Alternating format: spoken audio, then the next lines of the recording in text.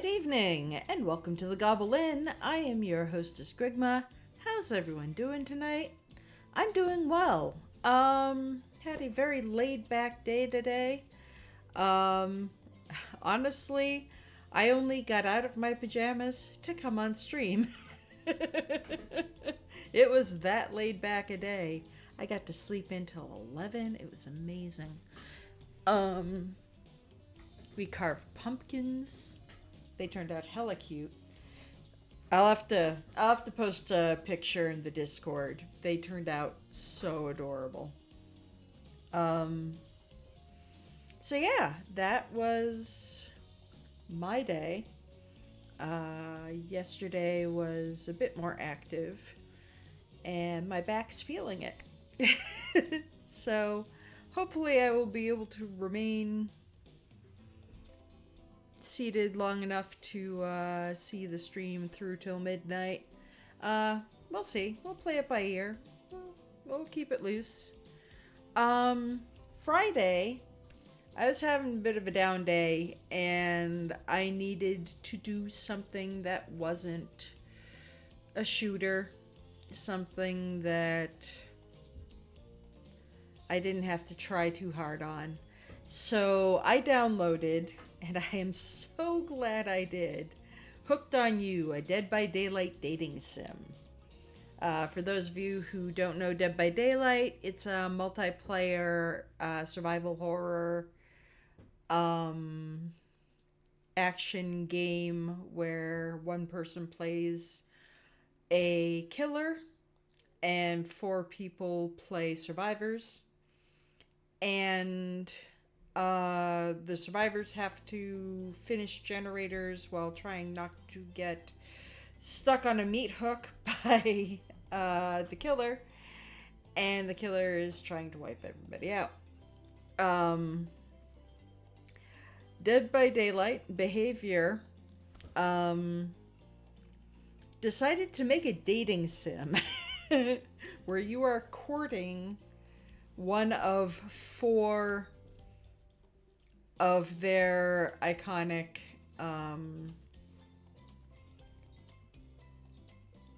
killers with social guides, two of the survivors. Basically, it has been revealed in the game, in our playthrough, that it is a reality show, Murderer's Island, and you are dating to win, and it's been a time. It's funny. The writing is incredible. The characters are hilarious.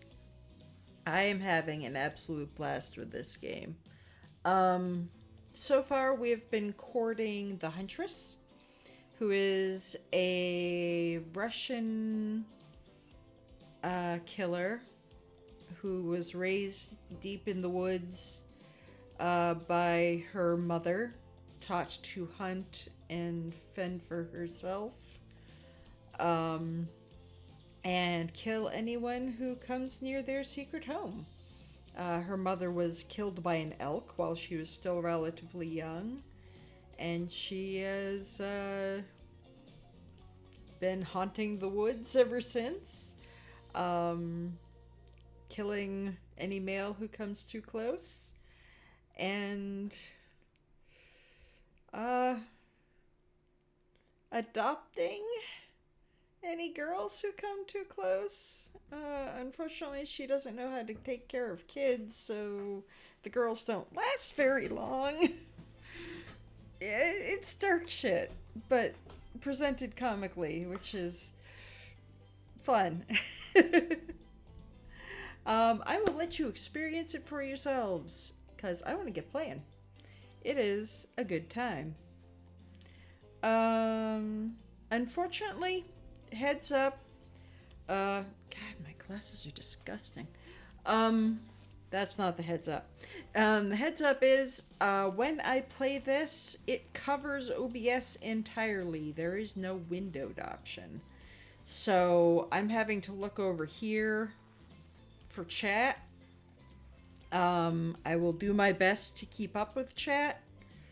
But as I discovered at the end of game, when I get really into it, I kind of lose track of what's going on over here.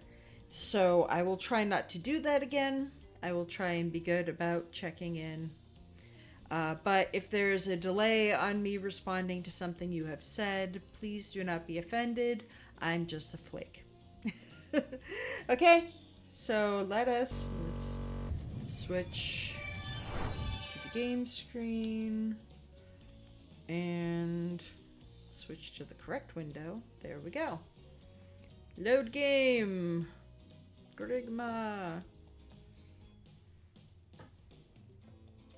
Excuse me.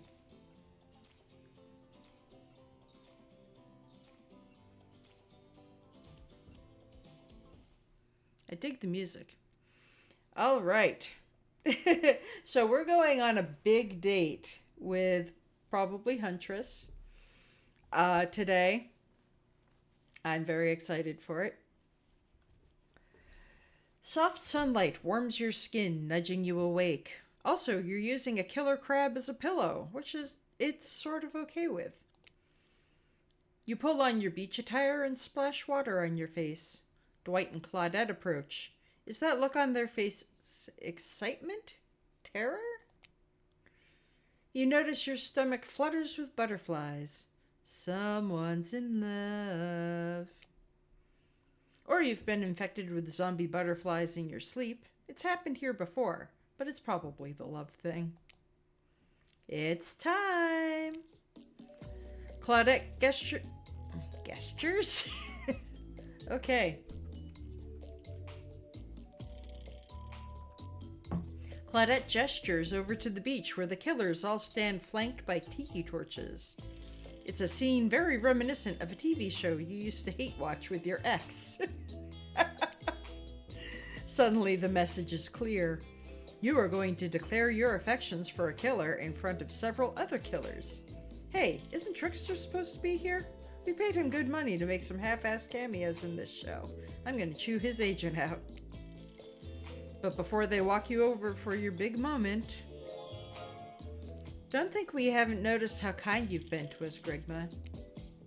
It can't be easy being thrown onto a mysterious island for seemingly no real reason, surrounded by terrifying killers, trying to manage your most primal impulses. Murder and making out. And you've kept a cool head and treated us, your friendly island hosts, with dignity and respect. So don't tell anyone we told you this, but... Claudette and Dwight look around conspiratorially. Just a little hint for you going forward? Don't try to go all the way with a killer who isn't into you. Relationships are two-way streets, and if you don't have a green light in the other direction, you might end up in the friend zone. The friend zone? That doesn't sound too bad. Where do you think you are exactly? Dead by Daylight doesn't do friends. There are killers and there are survivors, and I'm afraid we can't say more. Okay, so who's into me? Claudette and Dwight look around conspiratorially again.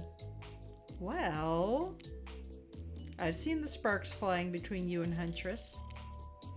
I saw her whittling a little figurine of you last night while everyone else was asleep. Aww. So are you ready? Of course you're not, but too bad we're on a schedule.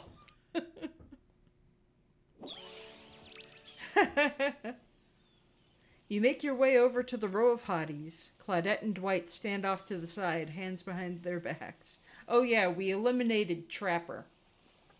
And he took it as well as you'd expect a killer to take it. Better than, honestly. He almost didn't threaten to kill me, but he's not exactly best pleased. Okay, you make your way over to the row of hotties. Claudette and Dwight stand off to the side, hands behind their backs. It's been quite the 48 hours, but there are clearly sparks in the air. And I'm not just talking about this rusty chainsaw, though I do recommend staying away from those sparks. It's time for our newcomer to confess their love. Wait, I have to do a drum roll for this. No, you don't. But who cares? Grigma, who do you choose for your solo date? Can we at least do the flower thing? Dwight, I thought we agreed to keep that between us. No, not that flower thing. The thing where a suitor gets a flower as a symbol of the contestant's love and affection. Oh, right, I suppose. But no roses. They're such a cliche at this point. Well, that's good, because I tried to pick a rose, but I got an ouchie, so I settled for these. Oh, so pretty. Beautiful. You've done good, Dwight. This is a lovely bouquet. I hope Dwight saved some of those for Claudette. They're a thing, right? You're getting that vibe too? Just me? Sorry, you've got other things to think about right now. Grigma, who do you select to receive these flowers and spend the day with you today? Huntress. You turn to Huntress. She's never looked more appealing. Her kaftan dress ruffles behind her in the light morning breeze. A seagull lands on her shoulder like she's a beachy cartoon princess. She snaps the seagull's neck and stuffs it somewhere under her flowy dress, probably to save for lunch. She can't help but hunt. God. Huntress, I choose you. Let's spend the day together and see if we think a future is possible for our love. Me? Really? Huntress throws her hands up in the air like a bear and gallops towards you. At first, you think she might swipe at you with her gigantic hands and knock the life out of you. Instead, she scoops you up into a hug and takes her place at your side. Oh, she's so adorable. Look at her. And she just stuck her tongue out at all the other killers. Sometimes the immature move is the right one. It's sure to be a fun day. We'll just be here not getting to really participate, even though survivors matter too, while you go off and have a grand old time. Yep, just Claudette and I hanging out, no one competing for our love. Wondering what we did in a past life to end up embroiled in this unrelenting misery. But go, have a blast.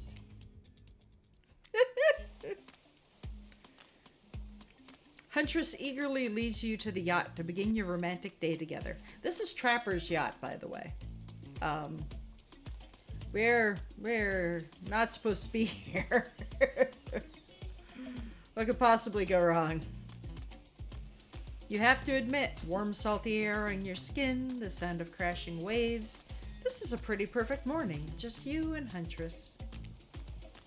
Hey, cuties. Ah, Ocean's here too. Did you know that I'm teeming with flesh-eating bacteria and dead bodies? That pesky Ocean, always killing the vibe. You turn to Huntress. You sure you're okay here on the ocean? I know you don't like to be out in the open. Something about being here with you makes me feel safe. Aww. You both sit down at a beautifully set table on the deck of the boat. A wide spread of mouth-watering breakfast goodies are arranged in front of you. Can we get you anything? God. You look a bit green. I get extremely seasick. And Trickster replaced all the island's Dramamine with party drugs. So...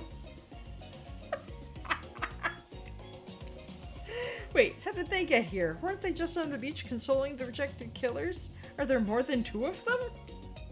You motion one of them over. We'll both take a screwdriver. Hold the orange juice.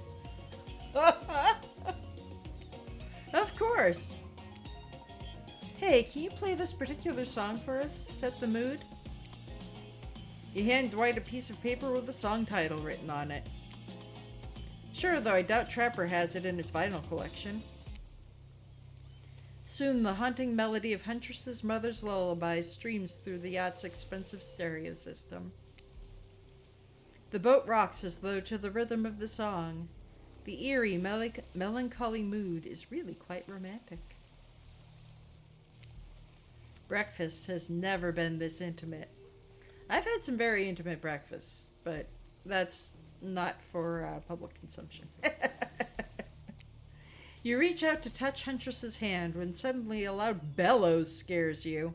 You knock your freshly poured flute of straight vodka onto the pristine deck.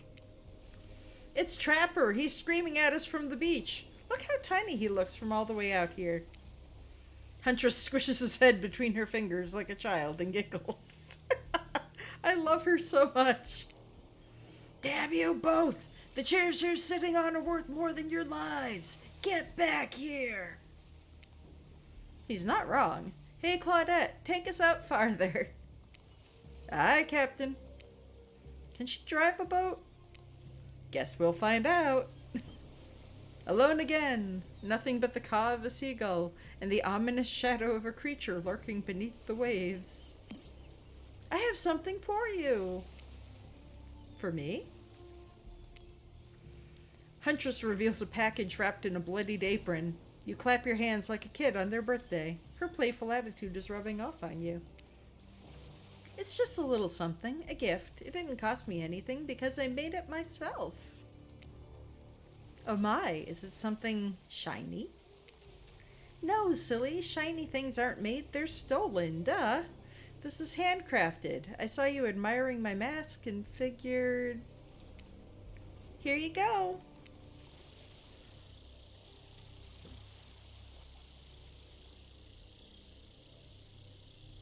It's perfect. It is perfect. Oh my god. She made me a bunny mask. Oh. You put it on. It fits your face like a face glove. You gaze at Huntress through the eyes of the mask. A swell of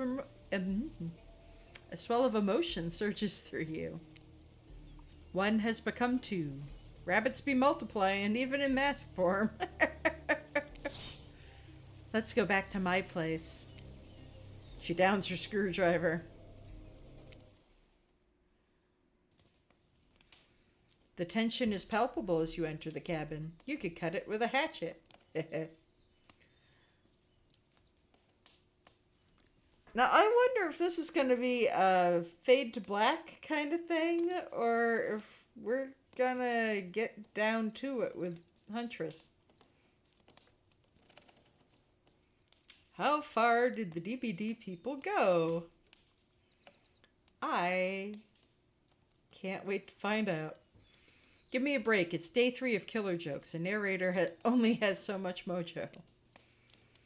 Huntress sits you down at the cluttered table in the kitchen. You notice the bloodstains that have crept into every nook and cranny of the wooden planks. What poor creature died on this table? Did they suffer? What do you care if they suffered? Get back in the ocean, Ocean. Stop backseat omniscient narrating. Stay here. Don't move a muscle or I'll hear it. I can hear any mammal's tendons creak as they stretch. It's a gift and a curse.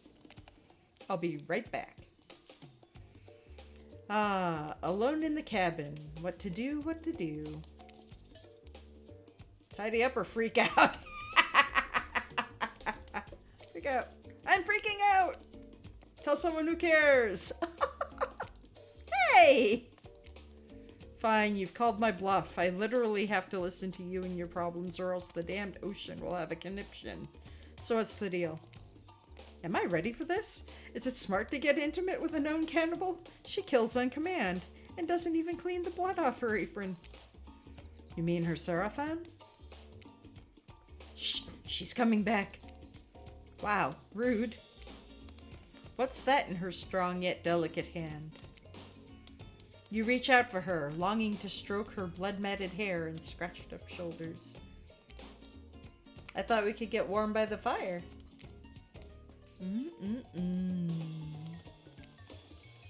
Oh, She wags a finger at you, a bunnylicious smirk on her face. Not so fast. Remember when we talked about how there's more going on here? You nod like a little idiot.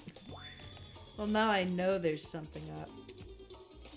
The other night, while you were sleeping like a cute little baby, I snuck into each of the other killers' lairs and saw them with shiny objects that they've been stealing from me. I think they're connected somehow. Maybe it has to do with the symbol. I tried to go back last night, but something blocked me from picking any of the objects up. Someone or something knows I'm onto them. I think if you try, it might work. What do you say? Oh, shit.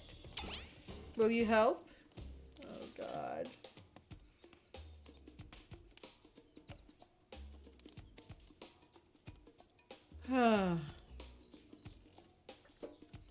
Hell yes. Hell yes, I will.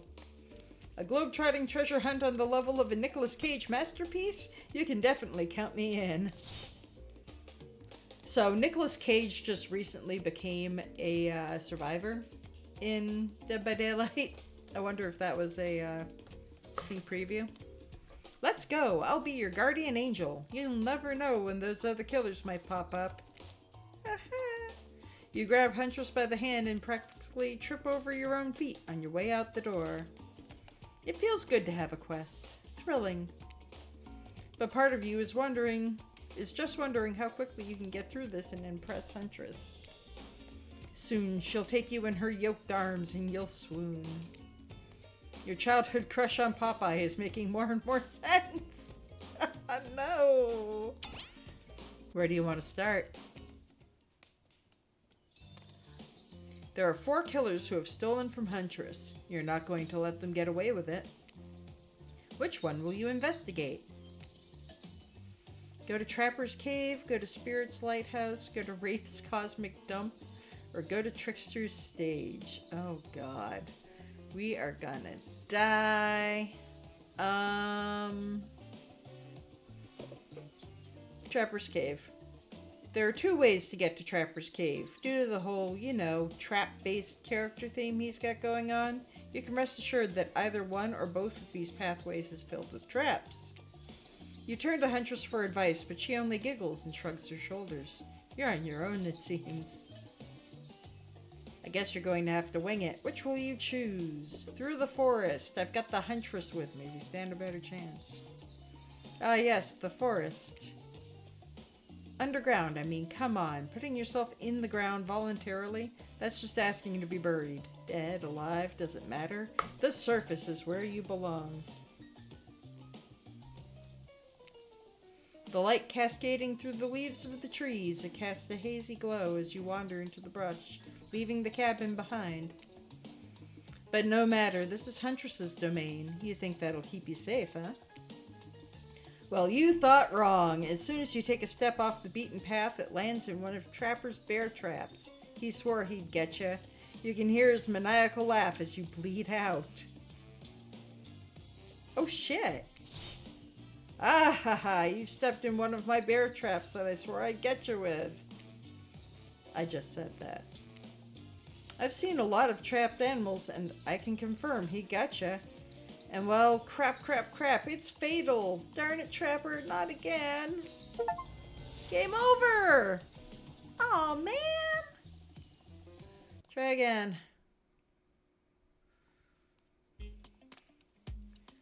Okay, Huntress eagerly leads you to the yacht to begin your romantic day together. Okay. Let's skip ahead.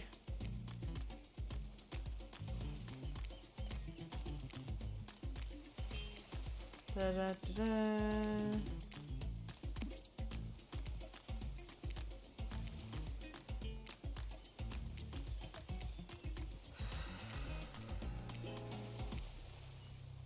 Clickety clickety.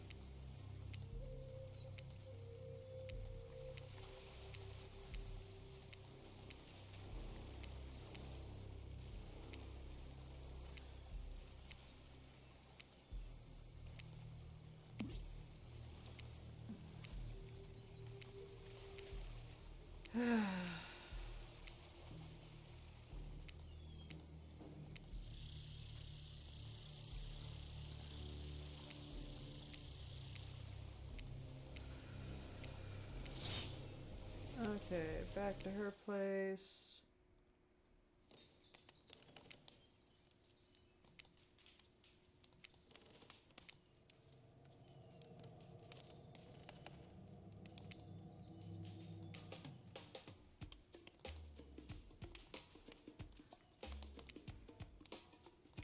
Okay, I'm going to freak out again.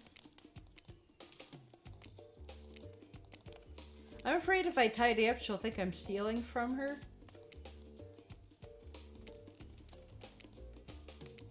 Okay. Almost there.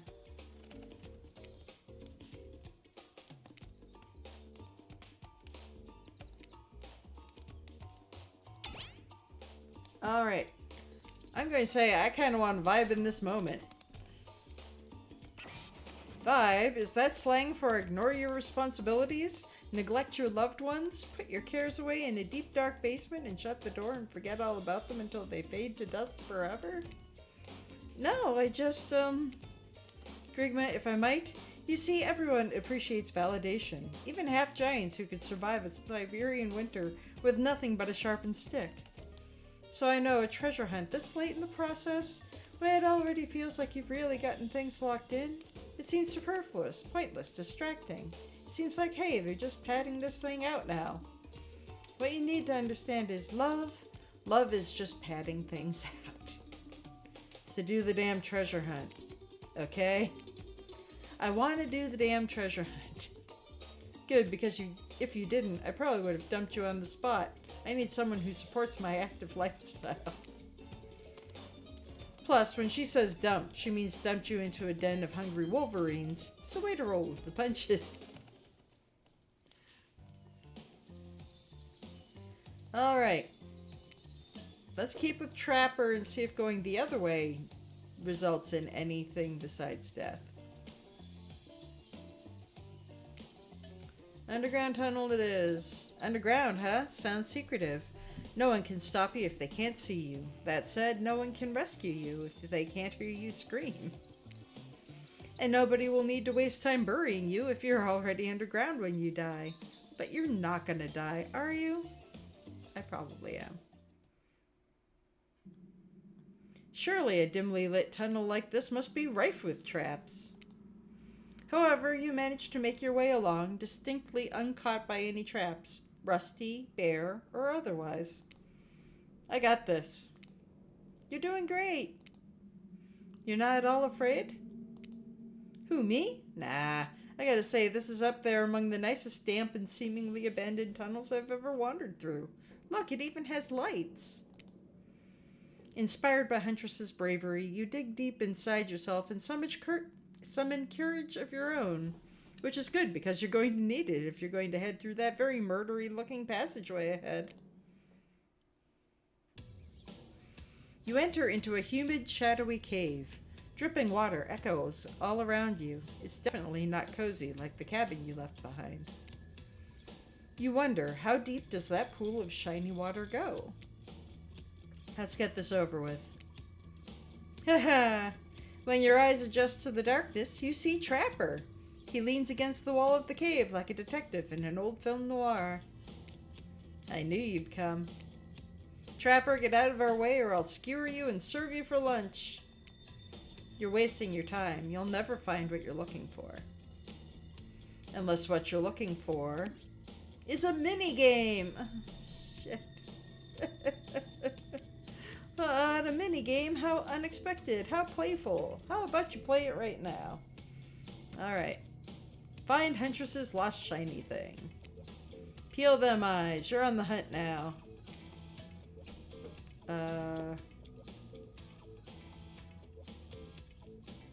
There were no instructions.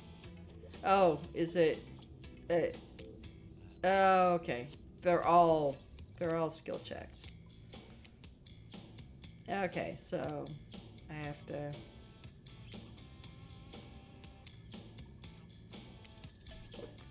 Ready? There we go. Perfect. Oh, I've got to do it again. Fuck. Not bad.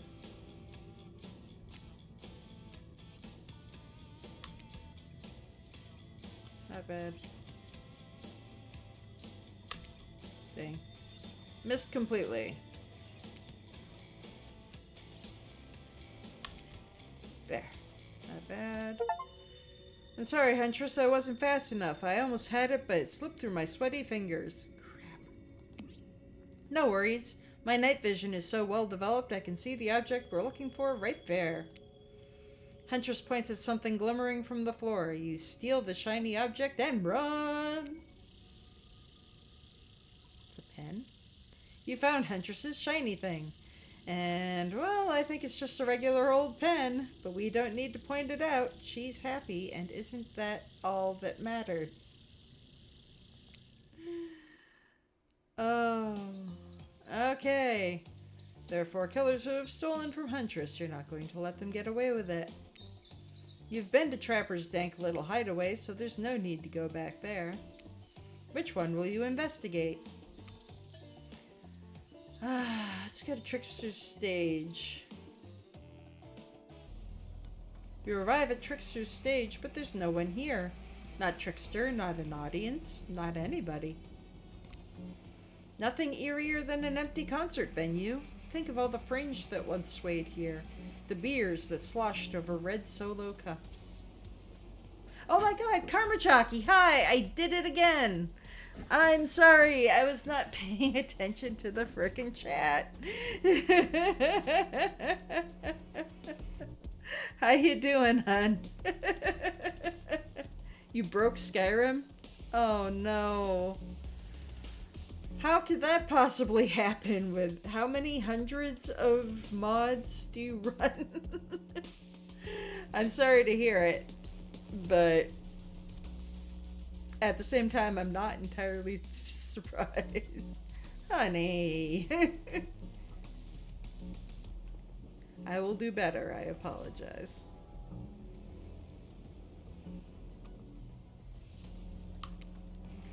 Mosh pits. Tall guys standing in front of you for the entire show. Lifelong friendships that actually only lasted for 1 summer. Good times. My concerts are always an experience.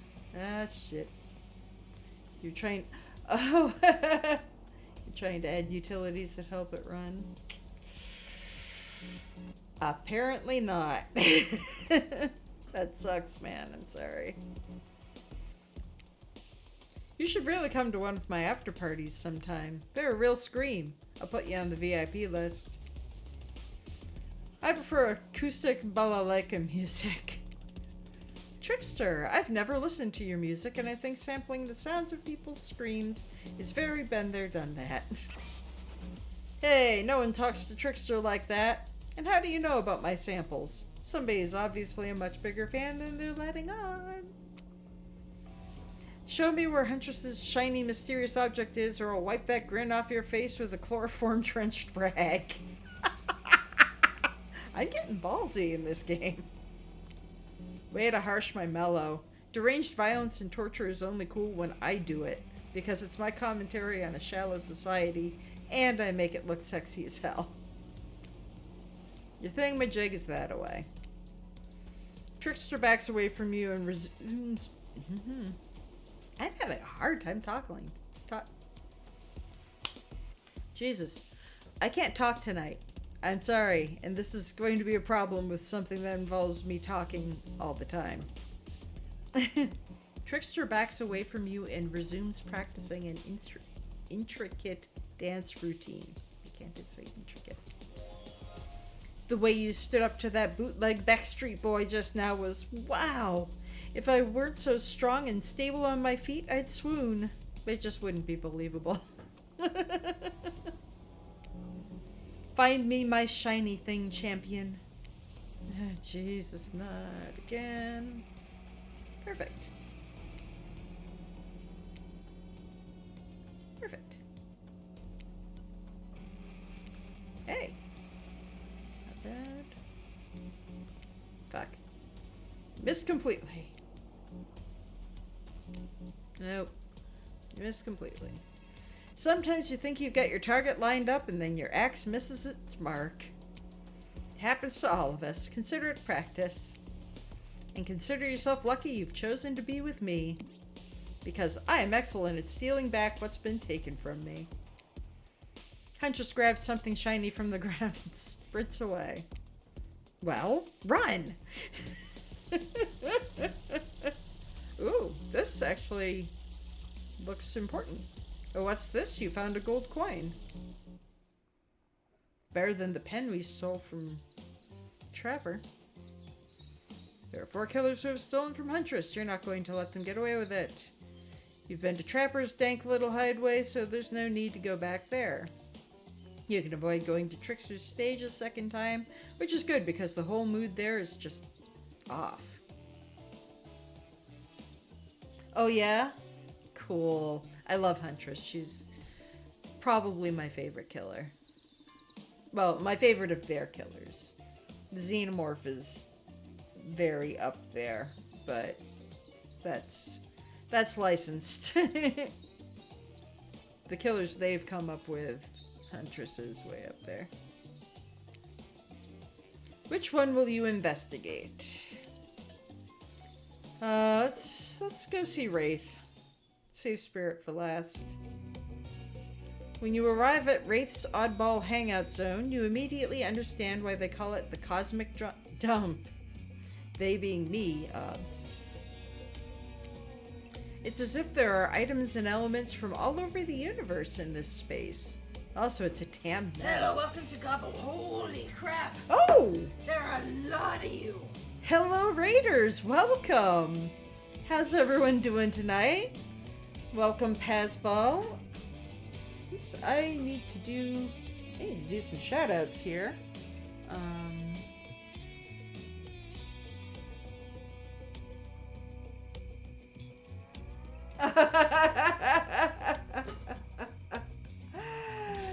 Tried Trapper and failed miserably. Oh, this is my first playthrough on this. We're going for Huntress, and we've had one false step so far, but we're working on it. We're doing a little treasure hunt right now.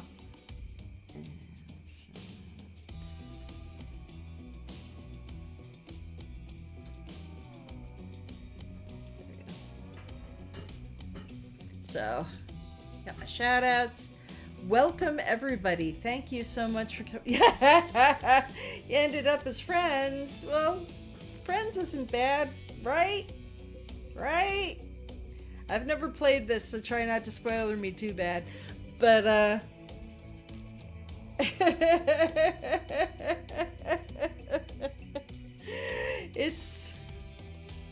It's a good time. I'm having so much fun with it. I love the writing on this. But, welcome to my stream. I'm Grigma. This is the Gobble Inn.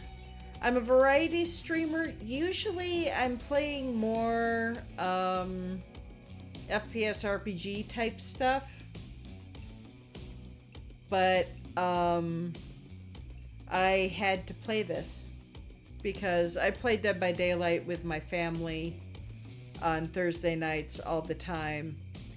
And when I heard they did a dating sim, it just had to happen at some point, and I finally gave in, and I am so glad. It is so good.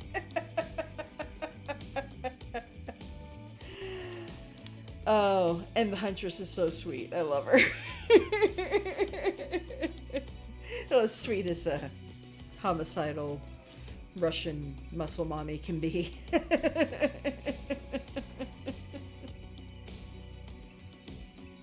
Okay, where we're at. Romancing the Huntress. We're on our big date. She says the other killers have stolen shiny things from her and we need to get them back. So far we've gotten a pen from Trapper's Cave and a gold coin from Trickster's stage. We're heading into Wraith's area now. And that's where we've gotten. So onward we go. If you don't want to get spoilered, I totally understand. If you need a break after streaming, I totally understand. I appreciate you coming. If you want to stick around, you are, of course, encouraged and welcomed. But if you need a break, I totally get it. And do not fault you one bit. Thank you for coming. I'm gonna get back to the game. Alright, it's as if there are items and elements from all over the universe in this space. Also, it's a damn mess. But it's undoubtedly a special place. The very air you breathe makes you feel that you're a part of something much, much larger. You're scared to play it again, but you kind of want to play it again. I need to get back to the other games I was playing. I'm also playing Outer Worlds and Fallout New Vegas. But I'm gonna be coming back to this because I want to play through Spirit. I want to date Spirit because she's hot and because I love Spirit. I mean, who doesn't love a goth girl? But yeah, I do want, and maybe Wraith too because he is adorable.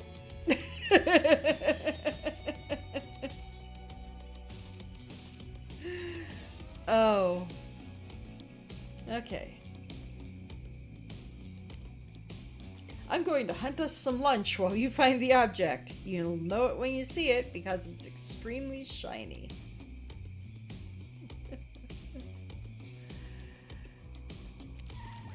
Ah, how long have you been standing there? Are we ever really there?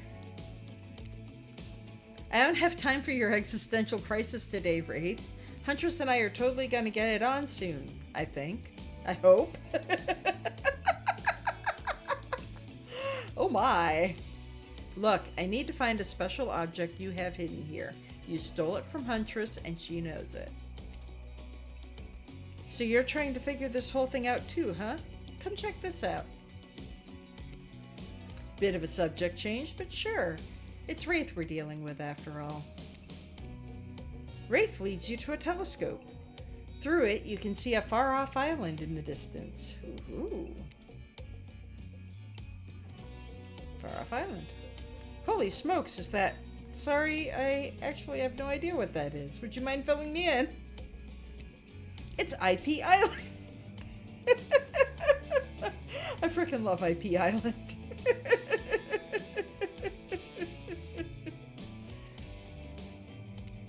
Where all the coolest killers from intellectual properties that were legally obliged not to mention by name hang out and party with Hollywood celebs and Silicon Valley moguls. Hi, Xenomorph. That's not even all. Zoom in over there.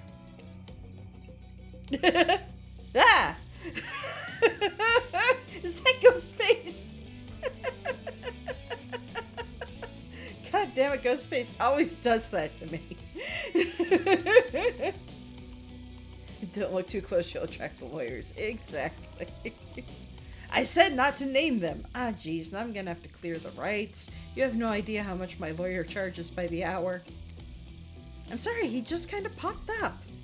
Like he does. I'm telling you, something crazy is going on here. I'll have you know, I wasn't trying to steal anything from Huntress. I was just looking for answers. But I'm also occasionally losing said answers. Yep, that's right. The thing you're looking for I can't actually find, so... good luck, I guess? Oh good, a minigame. Haven't seen one of these before in the past 10 seconds. Alright, reflexes.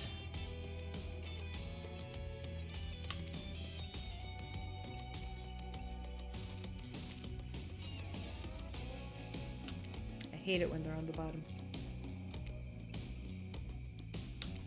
Aha! That not say that I hate it when they're on the bottom. Okay, on top this time. Fuck. Hey, missed completely. Don't beat yourself up. Finding one shiny thing in this place is like finding a needle in a giant dump of things from all over this and several surrounding dimensions. Honestly, I'd settle for pretty much any shiny thing we could get our hands on. So just grab something and run for it. You see an old pair of glasses on the ground and quickly grab them. Dwight's spare pair? It's hard to believe that these old glasses really mean anything special, but a lady like Huntress deserves whatever she wants. You spend a moment imagining Huntress with glasses. Would she wear them over the mask or under? Hey, that's not just some junk. Those are my reading glasses. I just subscribed to highlights. Bail. Okay. Last killer. You've been to Trapper's dank little hideaway, so there's no need to go back there. As for Wraith's hangout, that's already covered. You can avoid going to Trickster's stage a second time, which is good because the whole mood there is just off. Which one will you investigate? The only one we have left.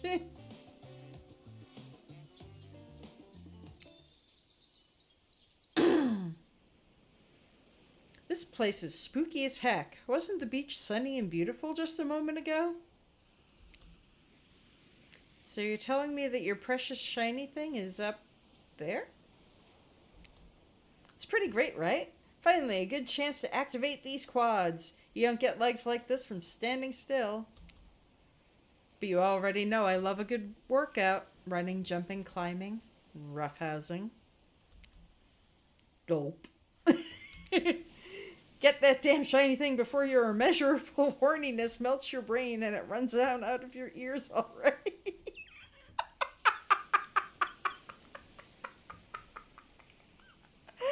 Called the fuck out.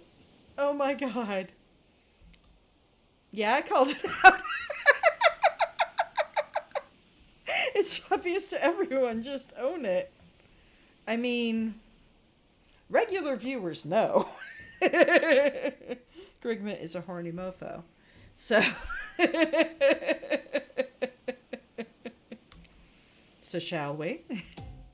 Inside the lighthouse, it's so dark that you can barely see the step in front of you. But that's okay, because you've got about 100 stairs to practice getting the hang of it in the dark. However, something about this gloomy place is really wearing you out and messing with your otherwise happy, horny aura.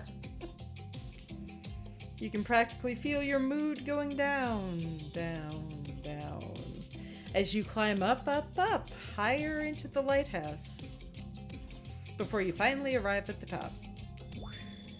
Spirit, you're looking pretty pleased with yourself. Yeah, I'm getting the hang of this whole being dead thing. Did you totally get sadder the closer you get to the top of the tower? That was me, baby. I've got to share the wealth, and by wealth, I mean unending despair. You're probably here for one of your precious shiny things that I've stolen. Good luck finding it. I'll be over here reading if you need me. Let's find this shiny thing. Anything to brighten the mood in here. Don't miss the treasure. This is a treasure hunt, not a treasure miss. Let's do this thing. Hey, nailed that one. Better.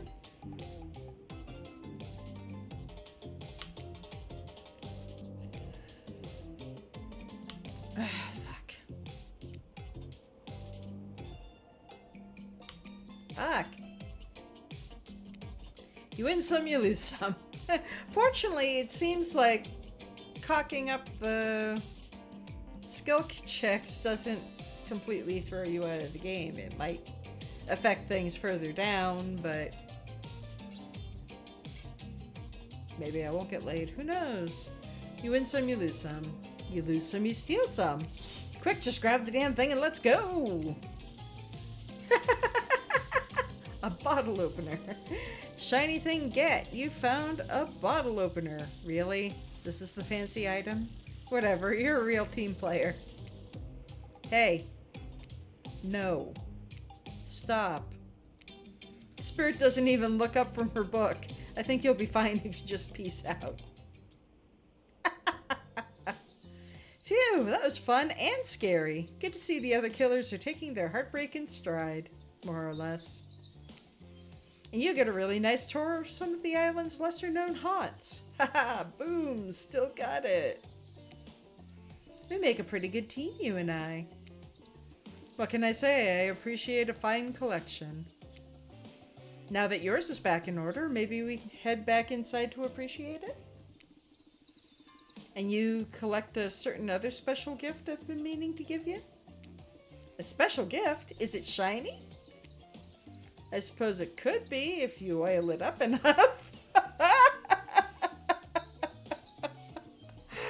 Oh my. I'm going to be ill. When you enter the cabin, it's dark, barely lit, deep shadows stretching from wall to wall. Somehow it manages to be a little bit terrifying, but also a little romantic. But you barely even notice. You've got other things on your mind. Hello.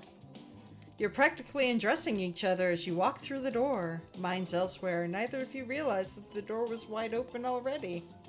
Uh-oh. You were incredible. Every time you found one of the objects, my heart beat faster and faster. Your nimble hands. Is there anything they can't find? The fireplace is crackling. Your heart is pounding. The smell of cinnamon is in the air. But wait. Who is that? Who is that? Who is that? Huntress quickly pulls her beach cover back on. Fuck. My darling. So her mom was killed by an elk a long time ago. An older Russian woman bearing a striking resemblance to Huntress sits, warming her hands by the fire. She turns to you, and you're shocked to see that she appears to come from a completely different time in history, wrapped in old, unfamiliar clothes that are completely out of place here at this beach retreat. Without thinking, you blurt out, oh god. Ah, a ghost! Something in Russian. Who is this? What an honor!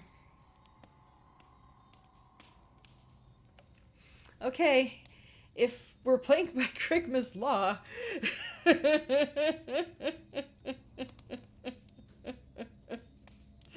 I think we've got to go with the first one. So, for new viewers, Grigma's law is if it came out of my mouth or is what I was thinking, I have to choose it as a dialogue option. And that's pretty close to what I was saying. Ah, a ghost! You scramble to grab an axe off the wall and swing it wildly through the air in front of you. Get thee behind me, Huntress, and I will slay it! Seriously, Anna, you come to an island of killers, and this is who you want to spend your time with? A coward? A coward who would swing an axe, with incredibly poor form, mind you, at your own mother? Well, I'm boned. Huntress chuckles nervously. Hi, Mama. Claudette and Dwight burst in like they're in a prank video. Bet you weren't expecting this date to include meeting her mom. What? Hey, Huntress, how do you feel about your dear old mama coming in to interrupt your date? Huntress throws a hatchet directly at the two survivors. It skewers the wall in between them. Without another word, they quickly scurry away. Good girl. Huntress turns to you. I hope this is all right.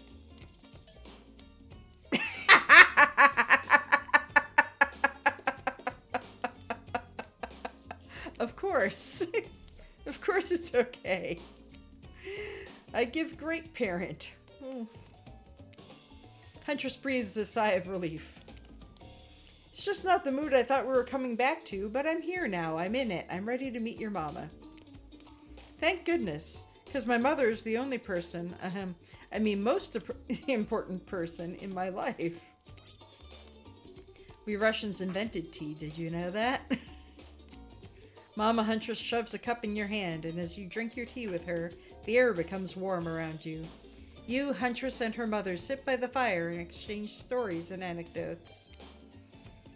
Mama pulls out some old-timey pictures of a young huntress in black and white, holding bloodied animal corpses with a chilling, dead-eyed stare.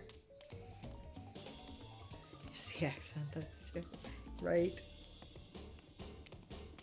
You all laugh and eat raw meat of some kind. It's a lovely time, almost like you're back home. You've forgotten that you're on a possibly cursed island atop what is likely some sort of hellmouth. Look, that's not official lore. I just call it like I see it. Every so often, Mama Huntress clutches her stomach and her eyes stare into the middle distance. She mutters some sounds as if reliving the moment she was skewered by an elk. It's very grim. I like you. Thank you for indulging me in my tea and stories. So tell me, what are your intentions with my... Russian word I don't know. That means bunny. But you guessed that already, didn't you? Or by now you've got your translator app ready. Funny. To keep her safe, to start a family together, to take it slow.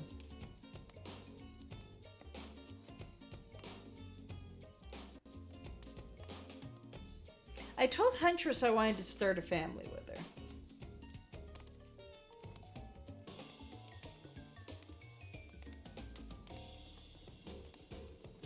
Mom's probably going to want to hear take it slow. Or keep her safe. But I'm going to go with start a family together, because that's what I told Huntress. All that's on my mind is family. To forge our own forest dwelling with a brood of a half-dozen at least, hunting side by side forever. Mama Huntress smiles at you. She reaches into her bloodied cloak and pulls out a handkerchief with a flower on it. For you, the one worthy of my Anna. Use it to clean your hatchet of viscera. Thanks. You take the handkerchief. It's soft and smells of spices. I'll take good care of this. You point to Huntress. Her, on the other hand, she can take care of herself. Huntress is ecstatic. You've won over Mama. No easy task. My time on this plane is coming to an end. The weird magic from that ghost girl's black lighthouse won't keep me here for long. I don't want to get into the logic of this, but yeah, the black lighthouse can bring ghosts back to life. If you're still here, you're willing to believe anything. It was Spirit who brought you back? I'll have to thank her. Huntress's mama begins to fade. Huntress cries. You can picture her at 6 years old, lying over her mother's dead body. Anna, honey, really? This foolish character? It's your life, I guess, but honestly, I'd rather you just be alone. Oh. She changed her mind? Huntress takes her mom's opinion very seriously. Is she looking at you differently now? Did the game just glitch? What the shit? Mama Huntress fades away, leaving you and Huntress alone again. What the hell? Not a second later, Claudette and Dwight storm back in, never alone for too long on this island. It's time for a dramatic scene between the lovers. Shall we adjourn to the forest clearing for ambiance? Damn it! She liked me and then she hated me. This game is weird. You and Huntress stand holding hands in the forest clearing. Dwight and Claudette watch your interactions closely. Too closely. Hey, I've really loved hanging out with you. I think it's time. Time? Time for... Oh, my. Okay, I'm ready for this. Time for you to call me by my real name, like my mother does. Will you call me Anna? Oh. Yeah, I think the game glitched. Oh, that. Yes, of course. I think Anna is a beautiful name.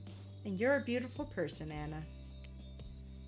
Grigma, do you know what I'd like to do right now with you beneath the moonlight? I'm feeling closer to you than I ever have before, and there's nothing I'd rather do right now than... She averts her eyes. Does she mean what you think she means? Nope, she's looking right at Dwight and Claudette. Chop up these two fools with you. Oh, shit. I don't want to kill them. Oh.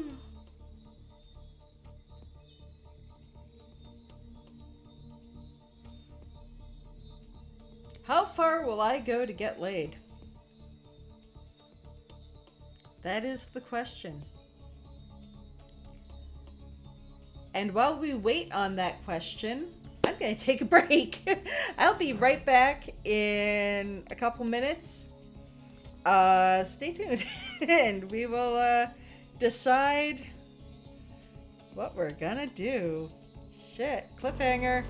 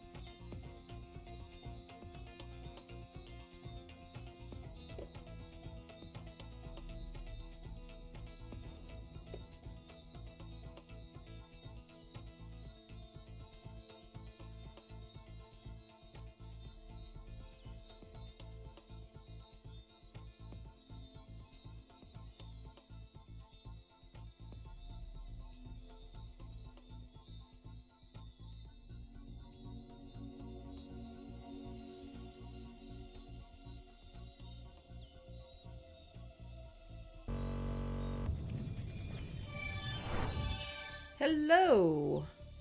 I am back. And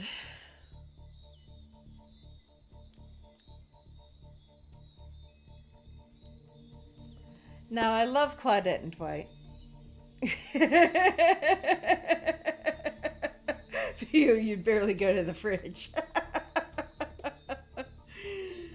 Oh, yeah, I'm getting older, and I won't ordinarily go terribly out of my way, but this is a game, and she is the Huntress. And Claudette and Dwight are really working my last nerve. Absolutely. My hatchet is as sharp as my love for you. Let's get bloody. It's a gruesome scene as you and the Huntress go to town on these innocent survivors who just wanted to help you guys out.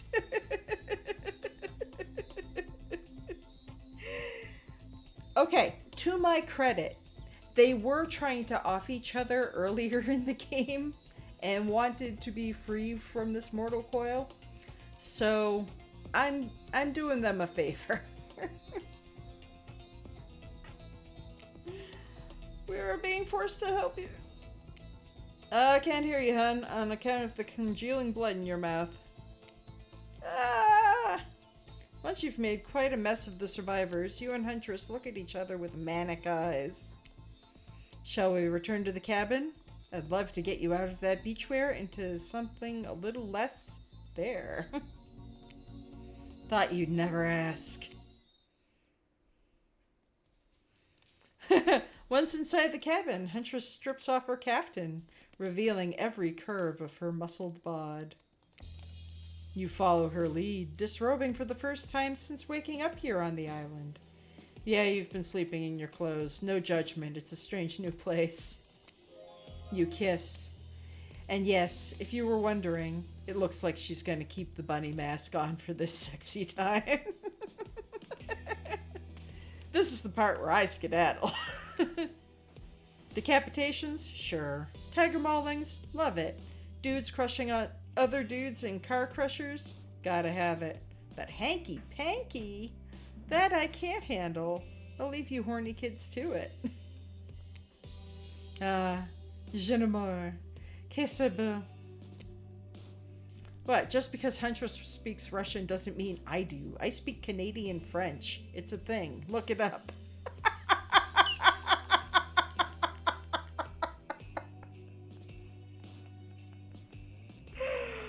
Oh no. Am I nervously running my mouth now just to give you two time alone in the dark? Maybe. Stop me if you've heard this one. A hillbilly, a doctor, and a clown walk into a bar. Fine, we'll get back to it. Post doing it.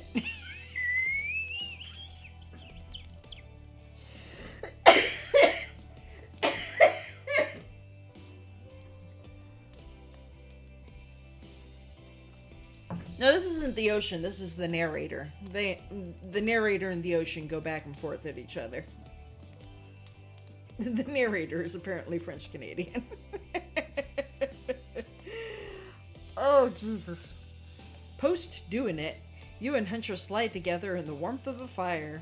Everything is so perfect. You imagine Mama Huntress smiling down at you from beyond. Then you realize that's pretty gross to imagine her having just watched all of that, and you try to stop thinking about it. That was incredible. You're telling me. The door to the cabin creaks open. Uh-oh. You cover yourself with a blanket. Oh, God. A severed arm claws its way through the doorway, leaving a trail of blood in its wake. No, we've walked right into a scene from a horror film. As soon as people have sex, they die. Not when I'm around. Huntress procures a hatchet from out of nowhere. Was that in bed with you guys? Oh, the wriggling torsos of Dwight and Claudette follow their chopped up limbs. Slowly, the pieces of their bodies start to put themselves back together. No way. WTF indeed, my friend. You thought that this island would let us die permanently? Haven't you ever played Dead by Daylight? Come on, we have to get to the final scene. I mean, decision. Claudette and Dwight lead you and Huntress back to the empty beach. You both bask in the glory of being freshly laid. That sounds terrible, doesn't it? Like some sort of laundry detergent. Freshly laid. Actually, maybe that's good. I'll get my agent to start circulating that. That's the scent I want my laundry. bathed in.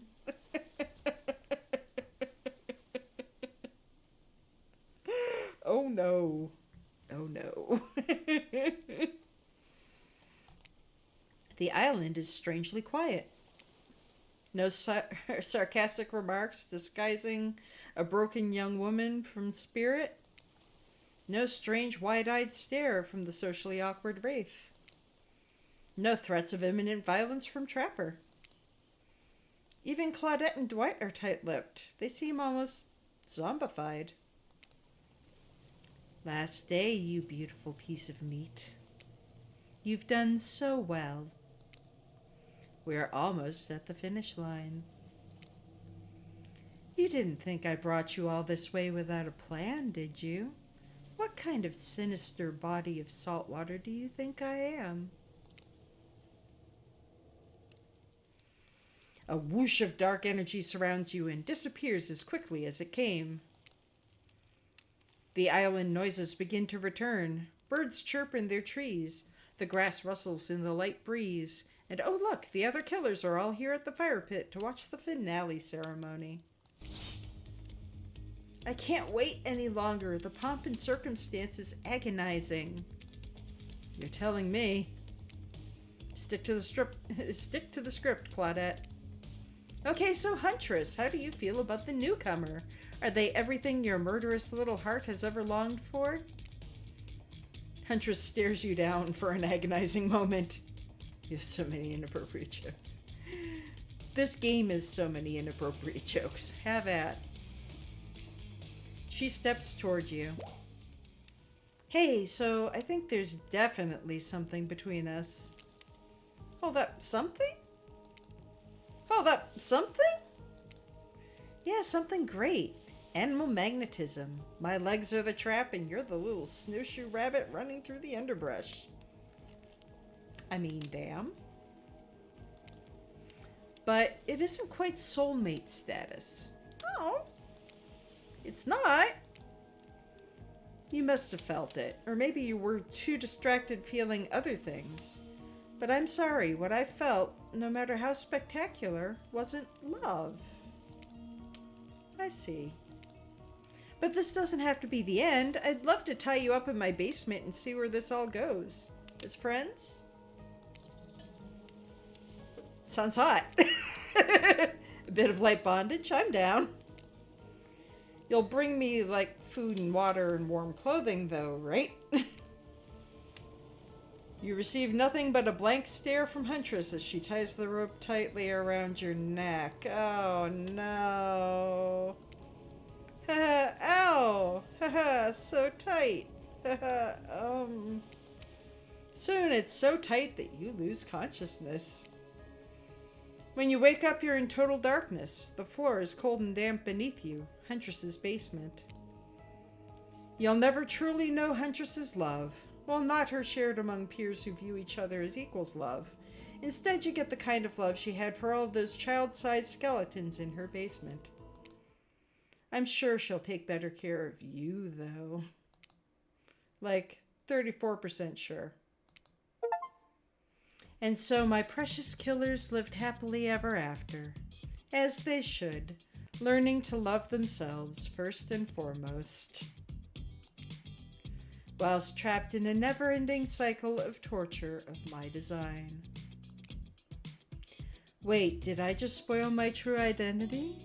You made it this far. You should probably know that. That you'll have to play again to find out more. Goodbye, Grigma. See you again later. And again, and again, and again. Forever.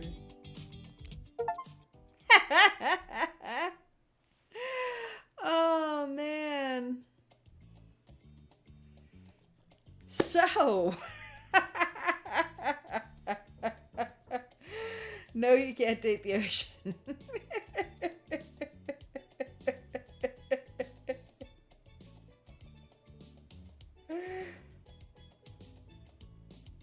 I want to play again.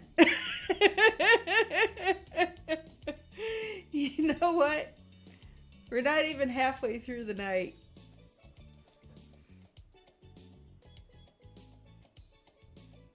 And I was planning on playing this tomorrow too. So let's do Spirit. Let's try and do Spirit. Oh my god. You guys. This game is a masterpiece. I frickin' love it. Oh, so I wasn't quite able... And I'm wondering if it's because of that glitch with the mom that we didn't fall in love. Or I'm wondering if any of them are capable of love. Honestly, I mean, they are hardened killers. They may not be capable of going all the way to true love. Oh my god. But yeah, let's do it again. We're gonna start over and we're gonna try for a Spirit playthrough. Let's see how much more credits are there.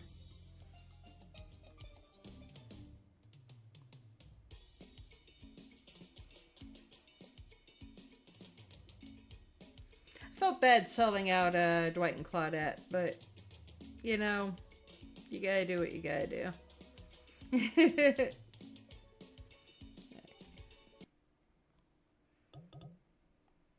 New game.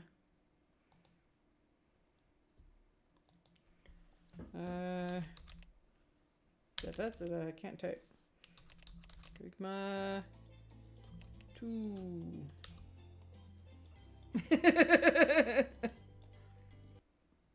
So we're going to get called Grigma 2 the entire time. It's all good. You wake up on the beach soaking wet, salt water stinging the inside of your throat as if you'd nearly drowned. Water falls from your mouth as you open it to gasp for air. You have no memory of how you got here. In fact, you can only remember your own name, but not where you came from or a single fact about your life. What you do know is that, despite the outrageous beauty of the landscape around you, you feel incredibly sick to your stomach. Wow, really went down the wrong pipe, huh? You need a minute, or can I go on? Because I can give you a minute, we've got plenty of time. Endless time, really. An eternity, if you catch my drift. Whoa, not now, Ocean. Sorry, Grigma 2. May I continue? Please, go on. Okay then, as I was... As I was saying... You look down at your feet, ankle deep in the crystal blue water of a newly arrived wave. As the water recedes back into the ocean, it reveals a grotesque discovery. Bleh. So gross. A decomposing face stares up at you from beneath the sand. All you can do is vomit, a stream of dark bile, bugs, worms, and other ick. Questions race through your mind. Where are you? How did you get here? Who is behind this incredibly charming and well-spoken voice in your head? However, answers don't come easy. Your mind is completely blank. What will you do? Dig up that face. You brush the sand away from the half-buried human head, embedded in the ground before you. Yeah. There's no body, just this head. As you pick it up, flakes of skin fall to the ground. The jaw falls open, revealing a gold coin sitting on the rotting tongue of this poor dead soul. Getting your hands dirty, I see. I like that. You're a take charge type. Well, you know. You examine the gold coin briefly, happily distracted from what has otherwise been an extremely confusing morning. The sun beats down on you, drying your clothes. You check your pockets, but they're empty. Plenty of room for a gold coin, you suppose, and so you deposit it.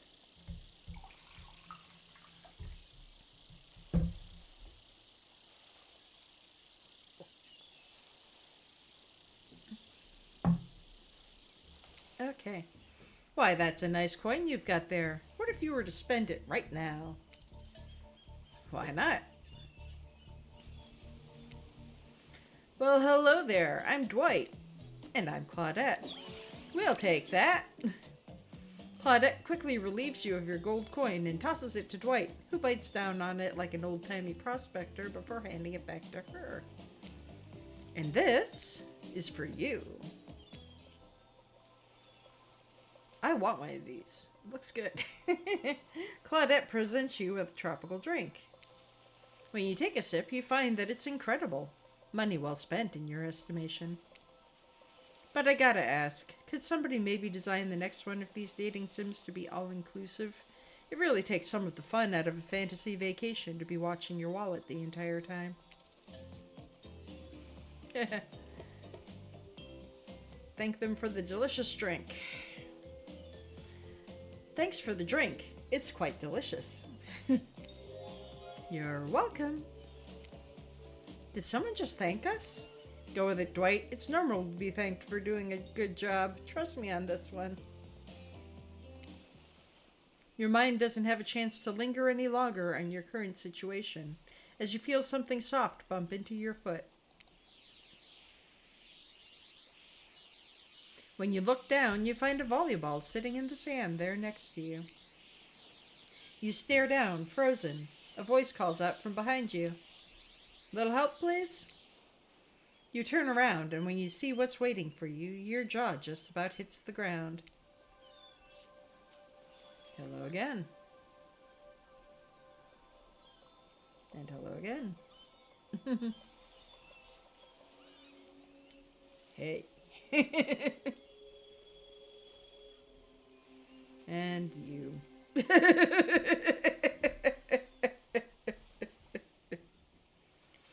Four gorgeous monsters stand halfway between you and a well-tended volleyball court.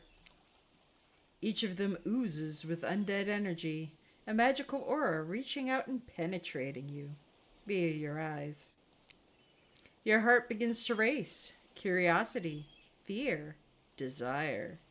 You can't help but stare at these casually dressed, let's call them killers. I don't know, not to be judgmental, but that's just the energy they put out there. So many competing feelings rush through your mind at once that you are completely paralyzed. Hello? There are weird days, and then there's this. All you can do is look down at the ball and back up at this monstrous lineup of, well, literal monsters. Sexy-ass monsters, though. What do you do? Toss it back, kick it back, say no thanks, say nothing, do nothing. Toss it back.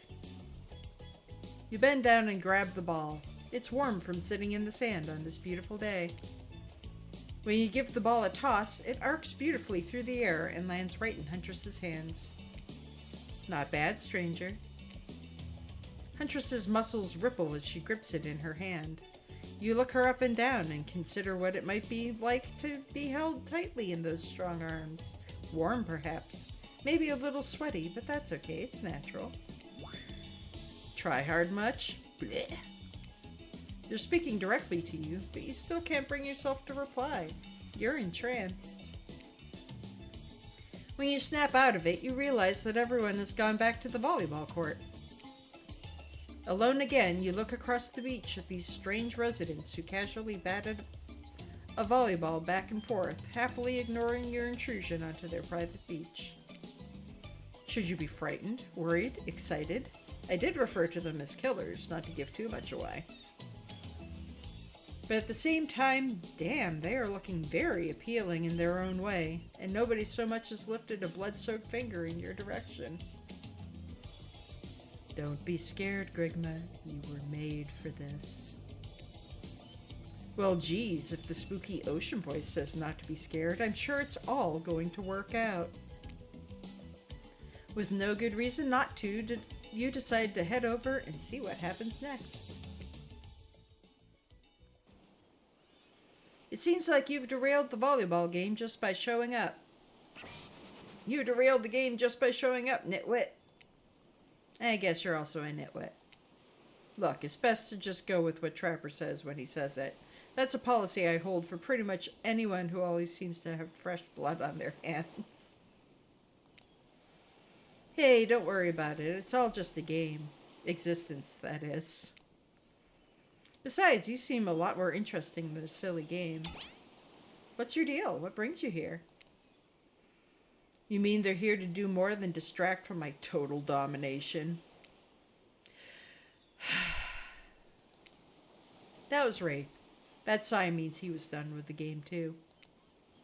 Either that or he saw a butterfly or something. Look, I don't care why this slack-jawed moron is here. I just want to know, can I kill them or not? You know you can't.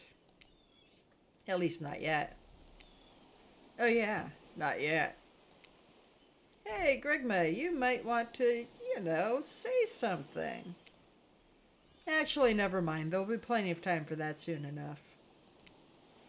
Right now, this group has some questions for you. But be warned, answer quickly and answer well. This is a timed quiz, and it will be very important later. Very important. Or not important in any way whatsoever. Probably that one. I can't remember. How attractive would you say you are? Very. I'd say I'm very attractive. That's what you think very attractive is, compared to this? Trapper flexes, and his muscles are so tight, you can practically see the blood running through his veins. Grosso. If you could have any superpower, what would it be? Flight. Flight for sure. Technically, I suppose I can fly. Honestly, it's not all that it's cracked up to be. As far as I go, I'm still not where I want to be. What was your best subject in school? History. History? Nice. It's important to know what came before so that we are not doomed to repeat humanity's mistakes. I mean, we will anyways, but still. What's your favorite animal? Cat. Mustelid? Okay. I meant to look it up between sessions.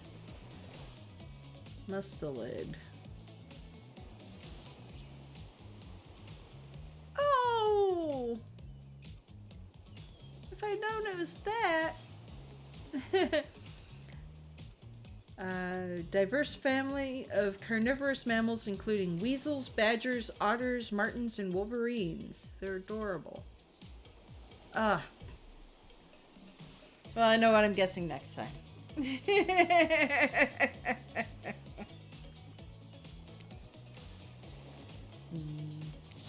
What? Why is everyone looking at me? You think just because I'm the typical cute goth girl, I have some specific love of all things cats?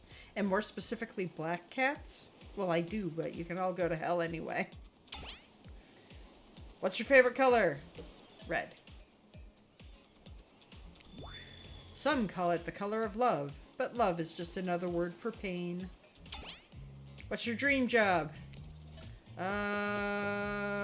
Not working at all. If we get to do what we really want, why work at all? It takes a lot of courage to break free from society's expectations to climb the ladder. Only she could spin laziness into some kind of grand crusade. These damn millennials. Best flavor of ice cream. Chocolate. Not horse flesh. My favorite flavor is pain. Same. Same here. Mine is vanilla, swirled with pain. I think mint chip is the greatest flavor ever conceived myself. But enough about ice cream, am I right? Hold on a second, this reminds me. I am right, always. It's a lesson you should learn before we go too much further. Do what I say if you want to survive. Pick mint chip. We're teaching lessons now, narrator. You rascal. Kill or be killed is the rule on this island, even for faceless voices.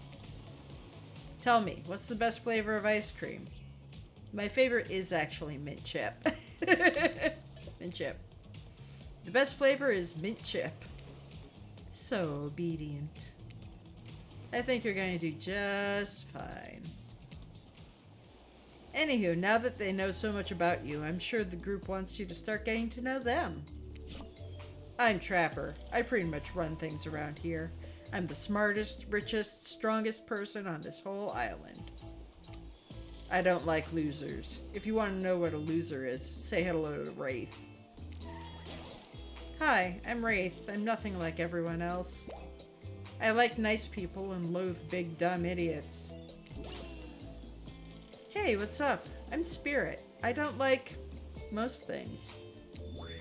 I don't really hate most things either. It's not worth my time. But the things I do hate, I really hate, you know? Based on my personal observations, life is nothing but suffering, and society is a carefully calculated lie to keep everyone subservient to those in power.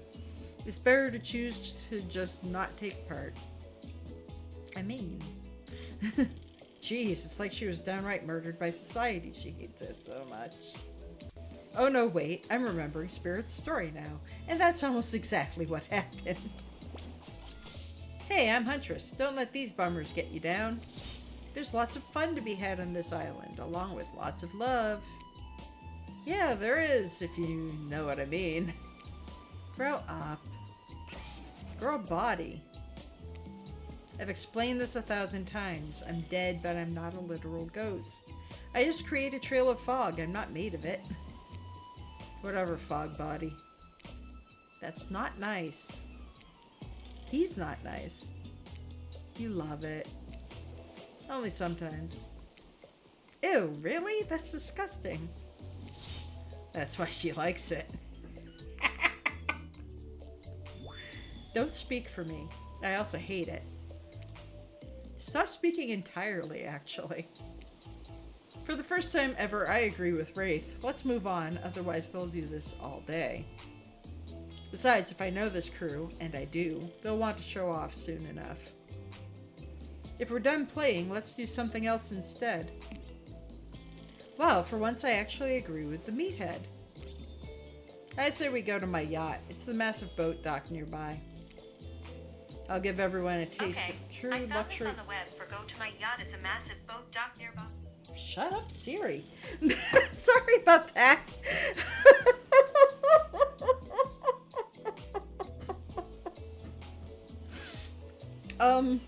So my phone was sitting on my desk and I didn't realize it was on. And Siri just decided she wanted to help. Apologies. Oh my god. I'll give everyone a taste of true luxury and power. Wraith rolls his eyes. Don't mind him, he just hates fun and happiness. No, I hate the endless, desperate, soul-crushing pursuit of wealth, the way it's flaunted needlessly, and the cruelty it engenders. What about hanging out by the pool? I find the water calming, simple, beautiful. Hey, what about our volleyball game? We can exercise and have some fun as a group. Are you all serious? There's a perfectly good lounge to chill out at right here. I'm tired, and besides, I hate being in the sun. Where do you want to go? Hang out with the Goth girl. What? No! Crap! That was the yacht? Ah! I hate it! Why don't they put words on them? I don't want to go to the yacht. No!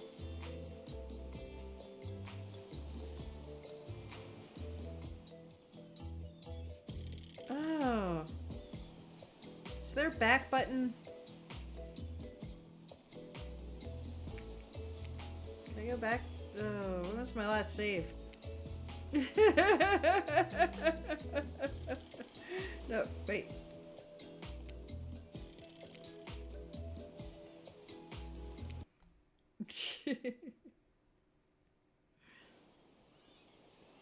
Okay, we'll just speed through this.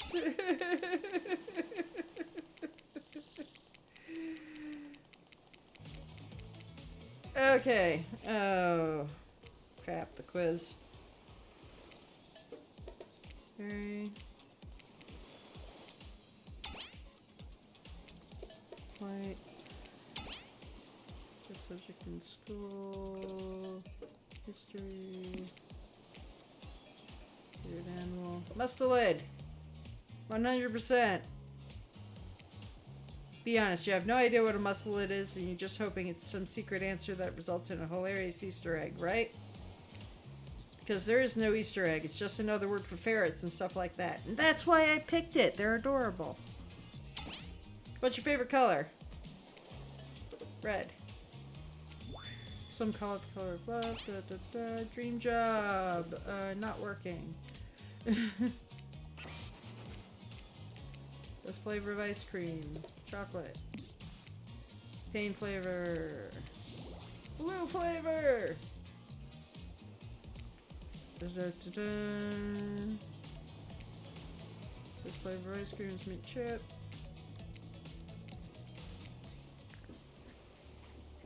Hand is itchy. Da, da, da, da, da, da, da, da.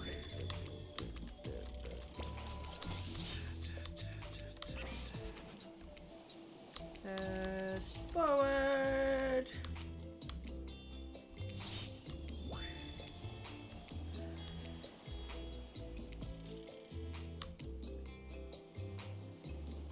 Okay, I'm going to save here.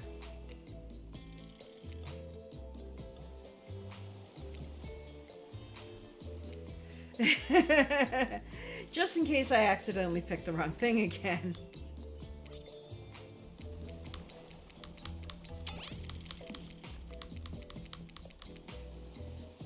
Where do you want to go?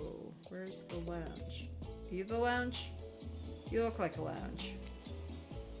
It'd be great to relax for a second at the lounge. There we go. To kick up your feet, look out over the ocean, and relax on your own terms. Who would want anything else? Dry, comfortable, enjoying a cool drink on a hot day? It's the best. I mean, what kind of fool, what kind of monster, what kind of mask-wearing psychopath would finally be granted a break from the constant grind of chasing and fighting to get ahead, and then choose to exert themselves in, quite frankly, any way whatsoever? Why am I the only one who gets it? It's time to stop living by their rules. I won't do it any longer. Yeah, we should probably give her a second to calm down. Hold on.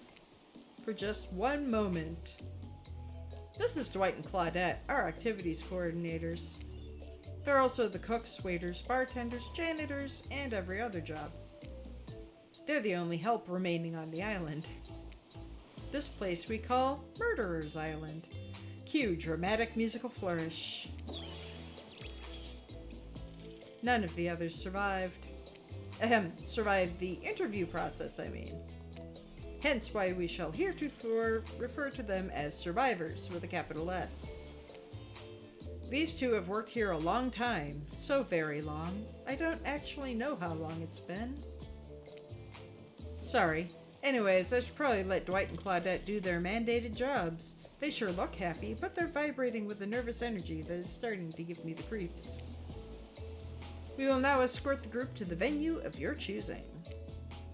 However, in the future, we recommend waiting for us to present you with your options whenever possible, and don't just run off to various activities unsupervised. We don't have much autonomy around here. The least you can do is allow us to do our job. The most you could do is help us get off the site. Dwight! Yes, pardon me. Please follow us. A narrator? Yes, something I can help you with? Those two, Claudette and Dwight, did they just start to mention something about wanting to escape? Is escape an option? Should I be trying to escape? Escape? Them? Oh, no. I think you're mistaken. It seemed like Dwight was asking for help to get off this island, though. Excuse me. Oh, right, that. Yes, that's true, he was. But he just meant that he wants to get to the other vacation island getaway. A couple miles south of here. It has much fancier accommodations than this island. It's one of those big corporate outfits, quite exclusive, where all the famous celebrities hang out. Very luxurious. Doesn't quite have the charm that this island has, though.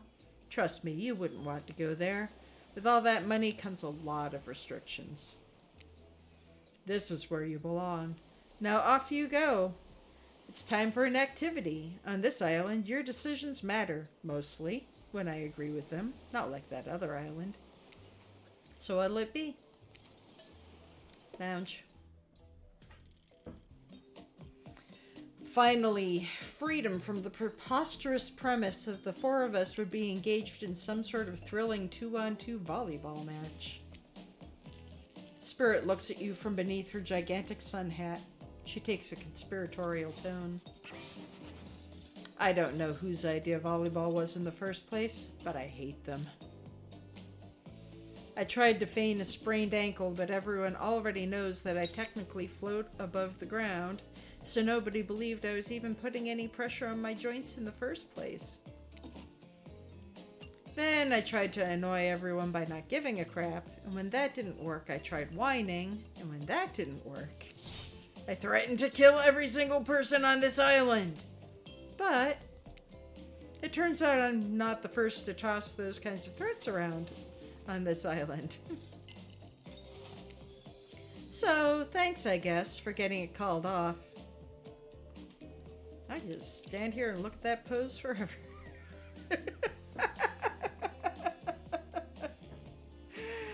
Oh my. Are we threatening to end each other again? Now it's Dwight who takes on a conspiratorial tone, his eyes shifting as he slips into a loud whipser. Please, just make it quick.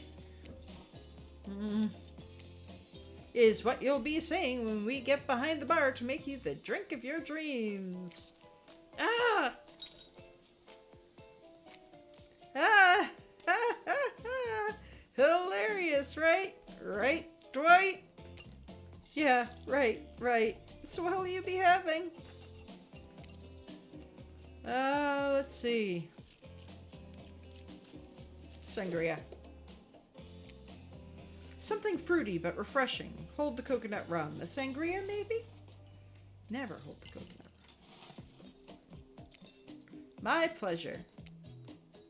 That sounds nice. We used to make drinks like that back home. Well, not we, exactly. I watched someone drink a drink like that once. They looked happy. Now's your chance to be the one with the drink. What do you say? This is some sort of juice for a child? Are there children hiding about? No, it's for adults. The kind who like, you know, tropical fun. Oh, I see. Huntress really seemed to perk up at the idea of kids being around, and is bummed to hear there aren't any. But I'm quite glad it's just grown-ups on this island, personally. Little ones should definitely not be exposed to this. Not my cup of tea, but okay, sure, we can still use it for a toast, yeah? To new adventures. To new friends. To, clink. Did you just say clink? No? Since we've fulfilled your requests, it's time for you to return the favor. I should have known there was a catch. Icebreaker time! Oh god, no. I swear, had I known they pulled this kind of faux enthusiastic community building crap, I'd have suggested we attempt to walk to the lowest point of the ocean before I ever set foot near this bar. You don't think it could be kind of fun? A little fun? Never mind, I hate it. This sucks. But it could be fine. Or whatever you say. Has anyone seen my hat? I've literally never seen him in a hat. If we must make small talk, I'm at least picking a topic before we end up being forced to do some lame improv game that nerds learn at their non-sports after-school activities that I definitely never did because I'm no nerd. Methinks a certain someone doth protest too much. Sitting here on this beautiful sunny afternoon, warm sand beneath the cool fog beneath my severed feet. The topic I choose is books. Novels, comic, fiction, or non. Reading is the only real escape from the inescapable horror of life, the escape into your own mind. A groan rolls through the crowd. Not a lot of readers here, I'd imagine, based on that response. They were much more enthusiastic about drinking. Considering the situation we're in, it seems an appropriate time to ask you. Grigma, what's your desert island book? The one book you'd bring with you if you were, well, on an island like this. Oh, and it has to be classic horror, for reasons that should be obvious. She means because this is an island of horror villains, and also those books are all in the public domain. Nothing too modern. Humanity has really gotten soft these past 100 years. So what's your favorite? Frankenstein. I did read it, thank you. I didn't actually read it, but I've seen like 3 movie versions of Frankenstein. They've all been pretty good. Bite me. You know you can lie to make yourself look smarter. They're killers, not mind readers. Ooh, that's a good one. Seeking knowledge but finding only death? Yeah, been there. I can't say that my experiments have been as successful, but, well, fingers crossed. And fire? Don't even get me started. Experiments? Crap. Not again. I swear, every excuse you give him, it's this talk about... Shut up. Did you just tell me to shut up? Sorry. Take it from me. This one likes to think he's the scientist, but he's actually the monster. Can't I be a little bit of both? Like I said, I haven't actually read it, but that sounds smart enough that I'd be willing to believe it's the true meaning of the story.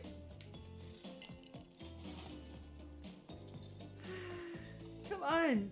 Some of your players are actually, you know, smart enough to read. Enough about these old stories that belong to someone else. I think it's time to make up some news stories of our own. Before you know what's going on, Huntress is waving an empty vodka bottle in the air, a devilish twinkle in her half-mask covered eye. Might I suggest something a little naughty? Let's all get in a circle and spin this bad boy. Hello!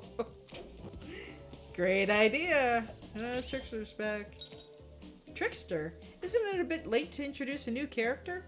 I thought I was the one who gets to make the rules, so I'm not sure who I'm asking. But I wasn't ready for this. Well, hello. And who is this new fan in the waiting? Beat it, hack. I don't know. What's the harm in inviting one more person to join the circle for our game? Oh, I can't stay. I was just saying it's a great idea, while also teasing the secret trickster ending. I've got much, much better things to do than hang out here. I'm famous. Toodaloo.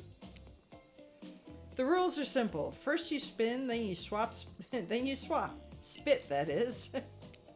But let's be clear, this ain't a peep show. We're here to have a good time, but in a classy way. All makeouts will happen out of view of the public eye, real romantic-like. Yes, romance is the goal, so we'll all be waiting here in complete silence, trying to listen in and use our imaginations while you make out on the other side of the bar, but not watching. Like adults. Romantic, well-adjusted adults. Grigma, you're up. You grip the bottle in your hand and put your fate in the hands of the empty bottle gods. Minigames consist of 2 parts.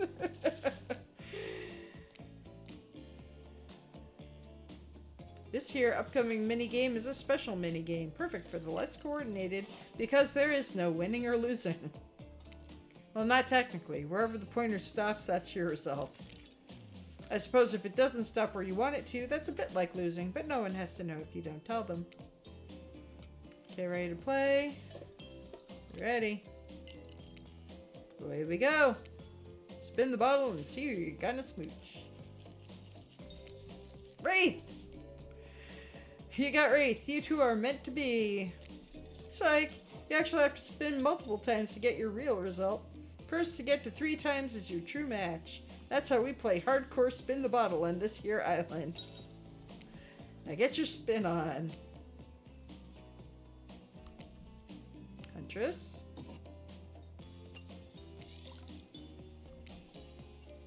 I'm getting them all. Uh-oh. We may be kissing Wraith or Huntress. There we go. Finally Spirit. Spirit.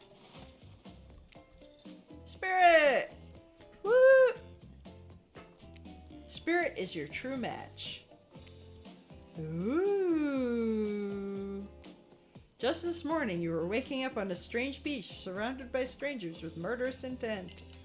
Now you're looking across a beach towel at Spirit, lust in her eyes, sweat glistening on her skin.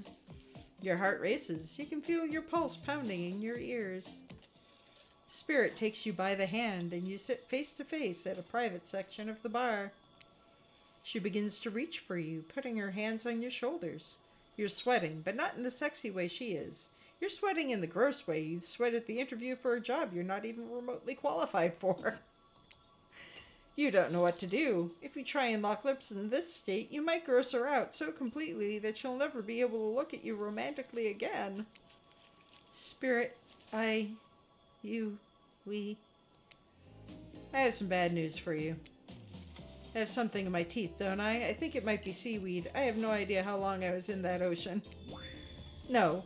Well, maybe. But that's not what I was going to say. It's not happening. Not now. Maybe not ever. If they think I'm gonna make out with some stranger just because a bottle told me to, they've got another thing coming, and so do you, namely a katana, into your heart if you even try to make a move under such absurd circumstances. I wasn't gonna. Yeah, I know. You seem pretty harmless. And not all that bad to kiss, if I were interested, which I'm not at this moment in time. Are we going to tell them we kissed? We are. I'm not above lying to get what I want. So that thing about me being not that bad to kiss? Was that a lie to get me to play along? If you want to know the truth, figure it out for yourself. But don't expect this life to just hand you gifts like me. All I was ever handed was pain and suffering. Treat me well, and I'll return the favor. Otherwise, try a different route and see what happens. I hate to break up such a passionate moment, that we only assume was passionate because we'd never spy on you constantly while you stay on this island. But dinner is being served right away, and we must insist that you join us. We wouldn't want anyone dying of starvation, when there are so many more interesting things to die from. Excuse me. Seems like the next activity is mealtime. How quaint. I'm going to take another quick break. I will be back in just a few minutes. I just need to rest my eyes for a second. Stay tuned.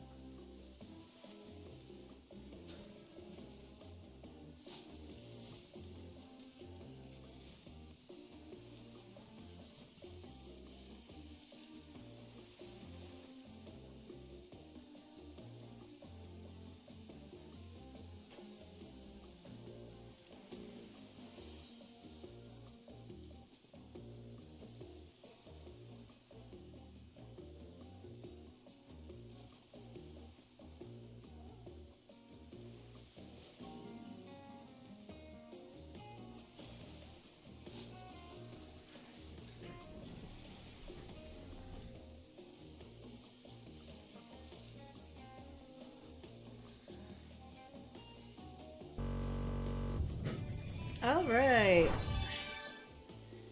I am back.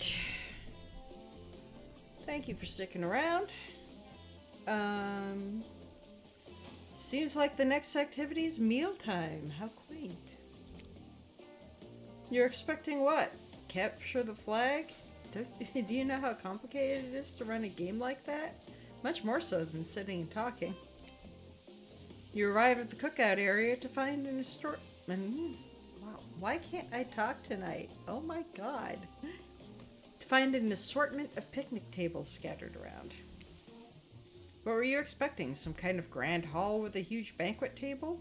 This ain't some prestigious fantasy epic like you'd find on cable. Dwight and Claudette usher you to your seat, but there's very limited seating directly around you. And oh great, terrific, it seems that everyone wants to sit next to you. Even better is that they don't want to sit next to certain other people either. To start, no one wants to sit next to Trapper. Meanwhile, he refuses to sit next to Wraith or Trickster. Oh yeah, Trickster is here. Surprised? Yeah, well, they don't call him expected, stir. I'm sorry, even I get nervous around crowds of killers, and my whole shtick gets a little flustered. Hey there, you're looking good, Grigma. Real good. And we literally can't let Huntress or Trappers sit together. No, seriously, their arms are too big. They can't fit at the table if they sit side by side. Look at this. We can't even fit everyone on screen at the same time. You probably think it was an error, but it's not. It was completely intentional. Let that be a lesson to you. Every error you think you see is a choice. Got that? Okay, Dwight and Claudette are directing traffic. You sit on one side, the rest of them will sit opposite you. Huntress and Trapper can sit at the ends with their enormous sexy arms. Now that everyone is seated, we can begin dinner. Tonight's meal was prepared slowly and carefully with both love and hate for 12 hours over a spit. We hope you all enjoy. We really, really hope you do. Hey, you didn't actually tell us what you're serving. What are we eating? It's meat. Seasoned with a specific number of special herbs and spices that we simply can't divulge. My favorite. Meat is good. Meat is murder. Which you'd know, considering what you've been up to. Who are you to get judgy now? I'm just sharing facts. And you need to murder something to eat its meat. So that's, like, technically true. Technically true is the best kind of true. Okay, enough yapping. Let's eat. Hey, Grigma, you thinking what I'm thinking? It's going to be a person on that spit, right? Or several parts of overlapping people, perhaps? I haven't seen many pigs wearing palm tree button-down prints, you know? When you look closely at the spit, you spot what definitely appears to be scraps of fabric sandwiched between some layers of meat. I think I might be sick. Is there anything else to eat? This took 12 hours. And we do literally everything on this island. Actually, there's one thing you're not doing today. You're not carving up this delectable meal. Wow, he's right for a change, because I am with my broad axe. It's the perfect tool for easily chopping anything in twain. First, who says twain? Sometimes I swear it's like we're all from completely different historical eras. Second, I'll handle this with my cleaver. Fast, powerful, and clean. At least it's clean when the meat is cooked. No blood. Ugh. You two and your ridiculous bicep swinging contest. Enough. Grow up. Obviously, my gorgeous katana is the only obvious. Obs. The hell it is. I'll show you both my katana and send you to actual hell if you like. Please stop. Please. I hate it when we fight. Or talk. Or even when we look each other in the eye. I can do it. I have the skull of Azarov. Great. Instead of slicing it up, you can club it to a second death. Hey, Grigma. I know this isn't what you want to eat, but hurry up and volunteer to carve up dinner. Otherwise, this will go on for hours. No hyperbole. They once argued over who had the most effective weapons for 72 straight hours. And it doesn't matter which one does it. When they're done, they'll take even longer cleaning their weapon, all the while explaining the value in maintaining your tools. Despite being a bunch of cold-blooded killers, for some reason they're always terrified of tetanus. Hey, why don't you just let me carve up dinner? Splendid idea. We'd hate for it to get cold. He hated when it got cold. Here's a machete, freshly sharpened. No. Da-da-da-da-da-da. I'm gonna suck.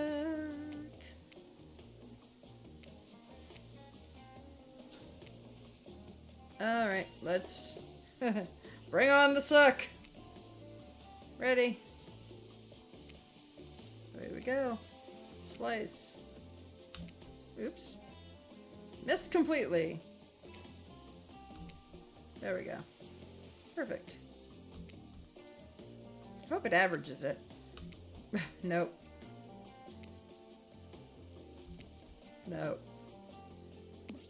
It's okay. At least you tried. A little. Sometimes trying a little takes a lot of effort. What the hell was that? You ruined dinner. Your swinging was so poorly aimed you hacked it to pieces. The bad kind of pieces, too. I hope you're drunk. Dinner is finally served. For real.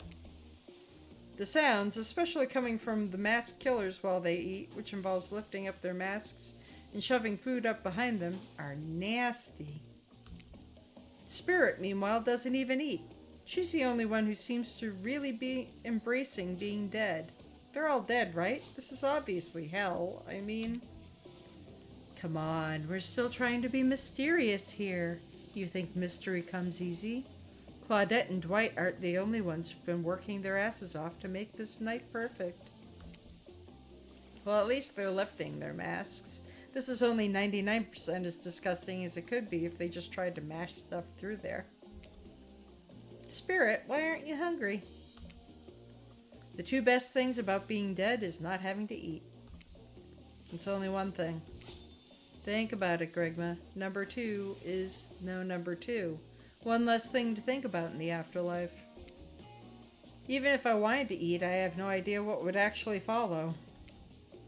You might have noticed, but I'm mostly just a bunch of dismembered body parts floating in a spectral form.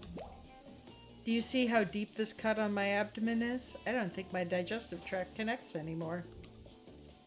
Between the food and the behavior of the group, this might be the worst meal in history. But even worse is they're staring at you. You're not eating. They don't like that. I think they want an explanation why. What do you want to tell them? This is gross. I'm sorry. Look at that seagull! I'm sorry. Actually, it's not the food of the company. I'm just super self-conscious how I look when I eat.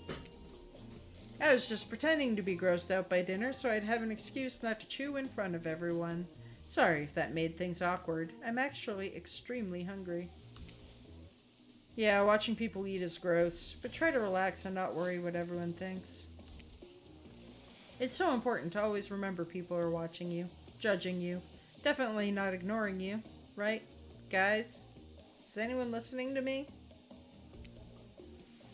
Typically a group that includes one, if not more, cannibals staring at you with meat juice dripping from their chins would be quite scary. However, right now you're barely able to keep your head up, let alone get scared and run away. I'm a narrator, not a physician, so please don't take this as medical advice, but I'm pretty sure you need to eat to stay alive. Oh hey, it's me again. Your friend, mentor, and guide. Narrator to the narrator. The ocean. Not sure how I feel about that characterization, but I'll allow it. I brought you here, and I might be the only one who can help you now. There's only one thing you must do to survive. You have to figure out why you're really here. No one can tell you, not unless you follow the right path, or at least a right path. There's too many of those to count. Hopefully you pick at least one of them. Because there are even more wrong paths. Many of them lead to your demise. Others lead to something even worse. Starting scenes over and having to fast forward back to where you were, am I right? For this place holds many secrets, even from itself. But the one that truly matters can only be learned if you answer the most important question. Why are you here? Why are you here? Answer that and you'll learn the truth. The ultimate truth. Vague, mysterious. I gotta give it up to this ocean character. That's some quality early game storytelling. Hold on, I'm back. One more piece of advice. You've made many choices by now. Some of them I liked. Some of them I did not. It's in your best interest to make more choices that I like. You wake up to find Spirit holding your limp body, gingerly pouring cool water into your mouth. Don't you just love the ocean at night? I do. Staring out over the vast darkness of the ocean really validates the feelings inside me that we're all truly insignificant and the only thing worth pursuing is revenge. I have to wonder, how could anyone believe anything else? You look out into the darkness of night and ponder her question. Well, it's a simple question. How could they? How could anyone not feel small and alone in the face of such massive nothingness?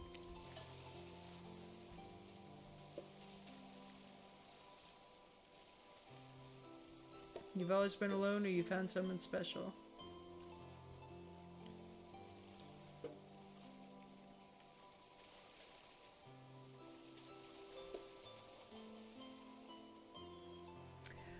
I don't know if she's ready to get mushy just yet. Oh, hi. Welcome to Gobble Inn. Thank you, Karma Jockey, The underscore for the sub. karma underscore jockey. 7 months. Well done. Thank you for supporting the stream. Thank you for coming and hanging out all the time. I really appreciate it. And thanks for the Prime sub. Much appreciated. All right. I'll be mushy. You found someone special. I used to feel that way, small and important, alone, but lately I'm not so sure. I've started to feel different. I've started to actually think that maybe this island is where I might meet someone special. You look at Spirit, who has turned from the ocean to look at you while you speak on this topic she's clearly so passionate about. A friend, perhaps something more? I don't know what this island has planned for me. A friend? Friends are just cowards who seek comfort in numbers. I had friends once, back before I was chopped into a bunch of pieces by my father. Friends aren't what's keeping me held together. I'm floating in a cloud of rage. Okay, maybe the Spirit playthrough was a bad idea. Ugh, I was so dumb. So busy trying to please everyone and be the perfect student, the perfect employee, the perfect daughter. I didn't take care of myself, and now I'm all I've got. Worst of all, I get distracted from my true purpose, my destiny, the purpose that was sitting inside me my whole life. Okay, so this might sound a bit silly, but Spirit looks around to see if there's anyone else on the beach. When she's convinced that it's only you two, she continues. There's a dragon that lives inside me. I've always known, but I've tried to ignore it. When I couldn't ignore it, I tried to push it down. I'm so stupid. You're not stupid. That sounds badass. Right? But I didn't lay it out, and then I, chop chop, and now that dragon is pretty much a one-track revenge beast.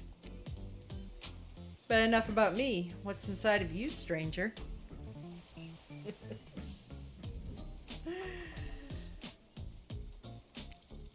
Nothing but darkness. No dragon, just a lot of fire.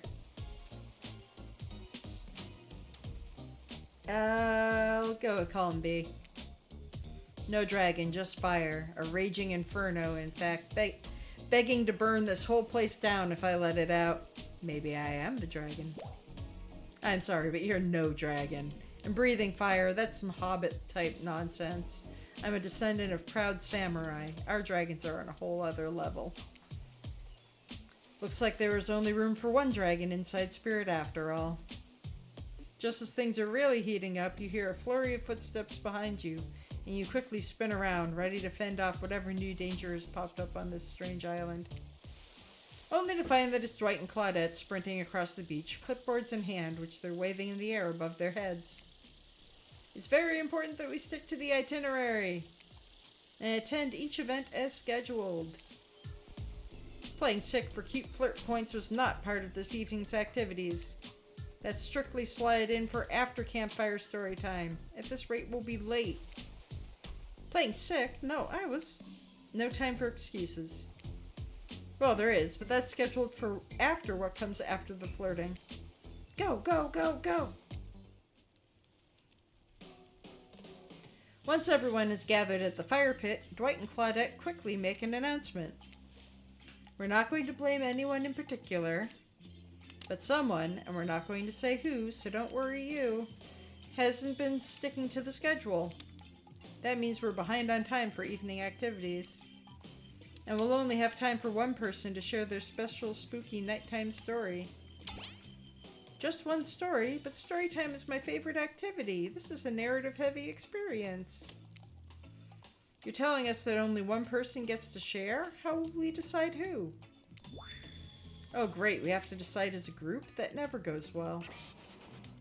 Whoever did this, step up now. I swear I won't be angry. I'll merely chop your head clean off. No fuss, no muss. Voice trembling, you realize this is probably it for you, but you embrace your fate. Sorry everyone, I think they're talking about me. To be honest, I still don't understand how this whole schedule thing works. I guess I lost track of time while I was passed out. Been there before. Even though it's taking some pressure off of me, which is an absolute dream come true, is it really fair to pick on the newbie? Seriously, has anything here ever happened on schedule, even once? Damn it, Donald, if you try to flex that authority gimmick one more time, so help me, I'll snap your head off so quick, and then I'll drown you in his blood, Cynthia. Fuss and muss are back on. You two know I love to hack, slash, and slice. We all know you love to kill. It's almost all you talk about. Nobody named any names. Who even knows any names? Not us. I renounced my name. Who's Donald? Who's Dwight? Who even knows anymore? Call me nobody. But we still gotta get started on story time, so... Grigma, who do you think you should go? Ah, damn it, that's a name. Please pick somebody quickly so this tropical vacation doesn't turn into a bloodbath. I know we've already heard her story, but I'm trying to get with Spirit, even though it's not going well at all. I choose you, Spirit. Whoa, whoa, this entire experience is being carefully crafted to avoid an IP infringement lawsuit. Let's be careful with the catchphrases, will ya? Really? You want to hear from me? Spirit huffs and dramatically rolls her eyes as she gets to her feet in front of the campfire. Don't let her talk you out of it. She's great with ghost stories. I don't know where she gets it, but she comes up with the scariest stuff. Seriously disturbing, even to me, and I literally pulled a guy's skull and spine out once with my bare hands. Talk about bullshit stories. If everyone else is going to chit-chat, I guess I can just sit down, and... Huntress's eyes go red behind her mask, and both Trapper and Wraith take their seat. They know when it's worth fighting and when it's not.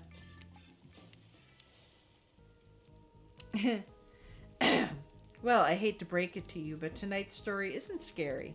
It's a romance. Too late now, though. I was selected, so I'm going to tell my story. I call it The Prisoner's Kiss. Oh, it's a different story. You notice that Huntress and Wraith are both sharing a giant tub of popcorn. Nobody offered you popcorn. It was a dark summer night. Warm rain seeped from the sky like blood from an old wound. Detective Hata, A celebrated investigator and renowned hostage negotiator, was called to the scene of a strange occurrence, unlike anything she had ever seen before. When she arrived, the scene was chaotic. Crowds had begun to gather. A dozen other officers were doing everything they could to keep curious onlookers away. But how could anyone resist wanting to know more?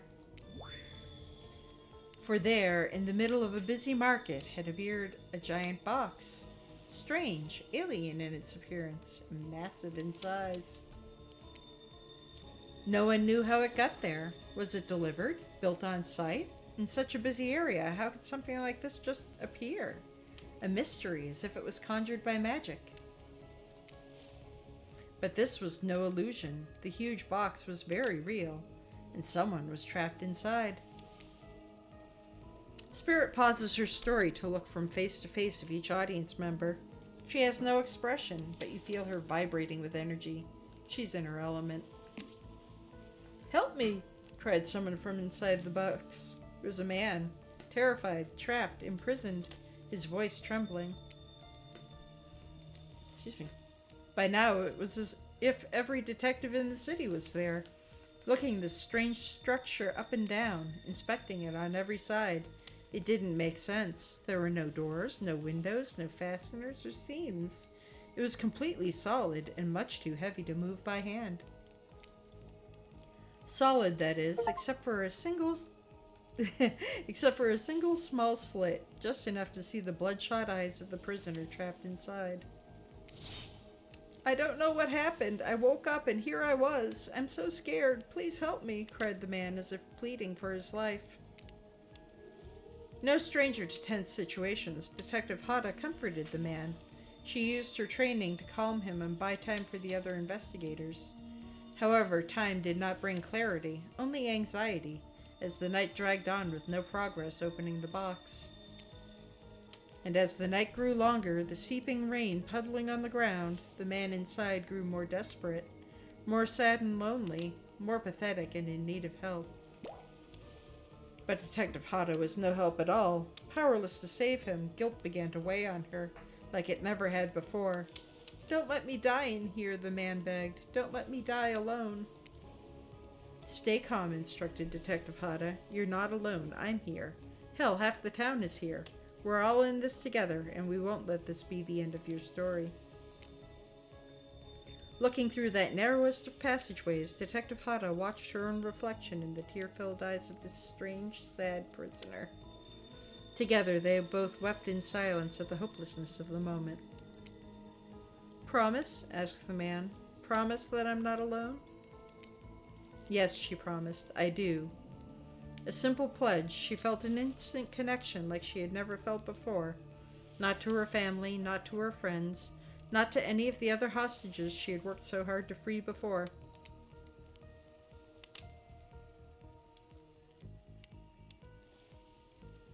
And so, when the man's eyes closed and backed away, it didn't scare Detective Hada, for she knew he would return, and he did, pressing his lips up to the narrow slit in this horrible puzzle box, repeating his question again, steam flowing from his mouth as he asked, "Promise? Promise that I'm not alone?" "Yes," she promised, "I do." And pressing her palms against the cold outside of the box, without truly knowing why, Detective Hada leaned forward and placed her own lips up to the opening, letting her breath creep into this strange structure, allowing her warm lips to fall on this man's. It was a gentle kiss, a moment of compassion. She could feel in this brief contact the beating of her heart, pulsing blood through every inch of her body, matched beat for beat in this soft touch.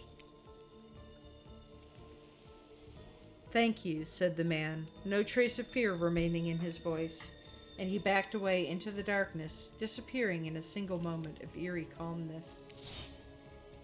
"Get back!" yelled an officer, suddenly thrusting himself between Detective Hada and the box, breaking a silence that would soon be filled by a cacophony of whirring gears and clicking latches, a symphony of mechanical activity happening all at once. Something had triggered, as if an unseen lever pulled, and the side of the giant box began to slide open. Detective Hada gripped her flashlight tightly and pushed forward into the foggy interior of the giant box. Her feet splashed in the puddled rainwater, her heart racing as she swept her light from side to side. And that's when her eyes landed on the man, or at least landed on what should have been him. There, in the corner of the box, was a pile of pieces, like parts of a doll, almost, pulled apart, or perhaps that's just how Detective Hada had to think of him in that moment to survive. A collection of segments, limbs, pieces, disconnected from one another, cleanly severed and placed in a neat little pile. And atop that pile a head, coal, pale, eyes open, lips an icy blue. Spirit stares at the fire, her own expression lifeless, her lips blue. Tears fall from her chin and soak into the sand at her feet. You're blown away by the story, and it's safe to say you're not alone. Everyone else is looking into the fire or up at the sky, anywhere but at Spirit. It was you who chose her, you who initiated this harrowing tale. So sad, so creepy, so sensual. She really went into great detail when it came to describing that kiss. Too much detail, and now no one is sure to act. Dwight and Claudette are staring daggers at you. You have to do something. This game was supposed to be a lighthearted romp. Please, I said do something.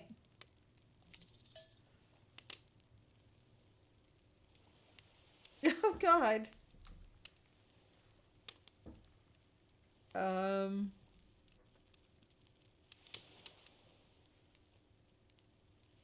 This is the wrong answer, but I'm gonna hug her. You stand and without saying anything approach Spirit, reaching your arms around her for a hug. Her robe, hovering in the air, begins to wrap itself around you and squeeze you into her. It's kind of like being hugged back, but it's also like being tied up. It's certainly not what you expected. Instinctually, you pull yourself away, but it's an awkward movement and you nearly fall over into the fire. Spirit says nothing and floats away without so much as a goodbye. You, meanwhile, realize everyone had just watched this truly strange interaction from the corner of their eyes. On that note, everyone decides it's time to take a break and split up for a little bit so that they can all have a moment alone before bed. Everyone leaves and you're alone by the fire.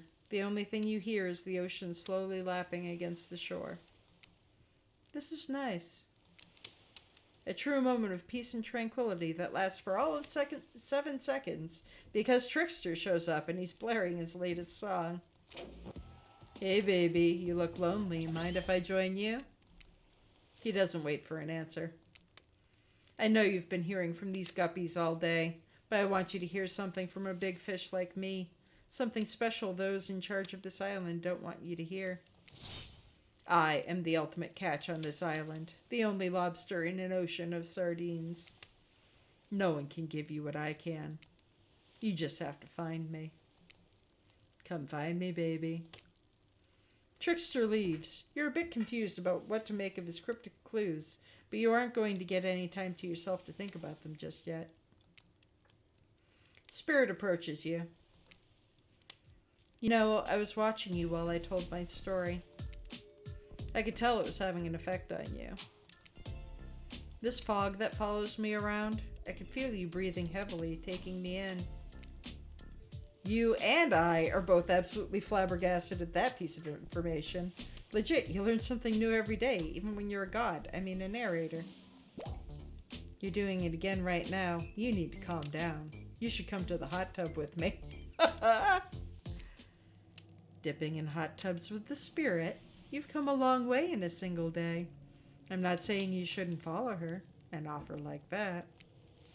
Just don't forget our little talk. You and your storyteller friends slip into the water. It's just the right temperature for an evening dip. Plus, if some jealous shark comes along and manages to jump from the ocean into the pool, you're also pretty sure your killer companion could handle it. I just want to be totally clear, even though that story bore some similarities to my life, it was not about me in any way, shape, or form. Not symbolically, not metaphorically, not any otherly. I believe you completely. Sure, you were cut to pieces in your life, and so is the person in the story. A perfectly normal coincidence. Sure, you're on this island, trapped, one might say, in the most puzzling place. Also a completely regular coincidence. And sure, his lips were blue, your lips are blue. Really, you'd call this blue? Searching for answers, hoping to find... revenge! Okay, so the similarities stop there, I guess. Coincidences. Sorry, the coincidences. Get this through your head, whoever you are. Samurai blood runs through my veins. Or maybe it's coagulated by now. No need to sweat the details. Regardless, I'm a descendant of noble warriors. Thousands of years of training with bladed weapons preceded my entrance into this world. Do you know how many swords that is? A lot. You've got to figure that with that many sharp edges, a person is bound to get disconnected from a body part here and there. The truth is, and I wouldn't typically share this, so don't go blabbing about it, I dreamt that story, like watching a movie in my sleep when I was just a little girl, years before my father sunk his blade into my skin. I've never been able to shake it. It's a very adult story for a child to dream. Do you believe me?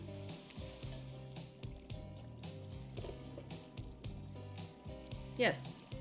I know we just met, but yes, I do believe you. The way you told that story, it clearly came from someplace deep. Fool! Who taught you to trust a stranger? You're going to get hurt if you don't learn to take better care of yourself. God, I am striking out left, right, and center with this woman. Now you've got me wondering, do I believe you if you believe her or not? If I know everything, because trust me, I do know everything, don't I already know the answer to my own question about if I believe your answer to Spirit's question? Whoa. Ocean air got me tripping.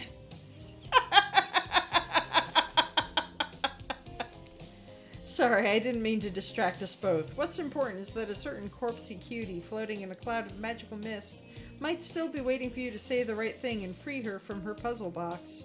If you believe she is the... Damn, got me going again. Unfortunately, before you can follow this conundrum to what will surely be a mind-numbing cycle of new questions, you find a certain two someones standing before you with a fresh towel ready to dry you off. Sorry, kids. It's time for bed. I might be the youngest one here, but I'm no kid. I do, however, love being wrapped up in a fresh, clean towel. My mother used to help me wash my hair when I was young. She'd comb out all of the tangles and tie a ribbon around it before sending me on my way. I miss her. You watch as Spirit stares off into the distance, her hand gripping into a tight fist. She doesn't notice you're watching her at first. When she catches you looking, she turns away, roughly grabs a towel from Dwight, and then pushes him and Claudette aside as she floats off. Man, I am not doing well with her. I am not doing well with her at all. You head over to the campfire. The heat is comforting on this chilly night. Looking into the crackling embers, you think about Spirit's story about the prisoner in the puzzle box. If you manage to escape this place, will you leave with your life? Or has it already been taken from you and it's just a matter of time until you make a gruesome discovery? Before you can dwell too much on your fate, Claudette and Dwight arrive. Their now familiar creepy smiles stretching from ear to ear. It's a bit menacing to see a smile like that lit by firelight. We must apologize for the accommodations. We weren't prepared for another guest, but we're going to make you comfortable or die trying. They hand over a pillow and blanket and welcome you to snuggle up by the fire. Perhaps some music will put you at ease? Just try to keep the volume to a minimum. Our other guests aren't the types you want to rob of their beauty sleep. Ready? Away we go. As you relax and look into the fire, the radio begins to fuzz and flicker. You examine it and decide that you might adjust the dial and fix it. Let's see what's on this station.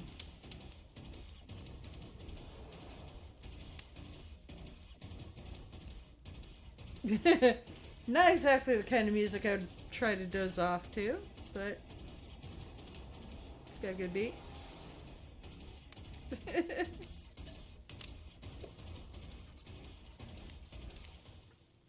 No matter how many things you listen to, you still can't sleep. You decide to ask one of the killers to spend a little more time with you until you're sleepier. Who would you like to summon to your side as you lay by the fire?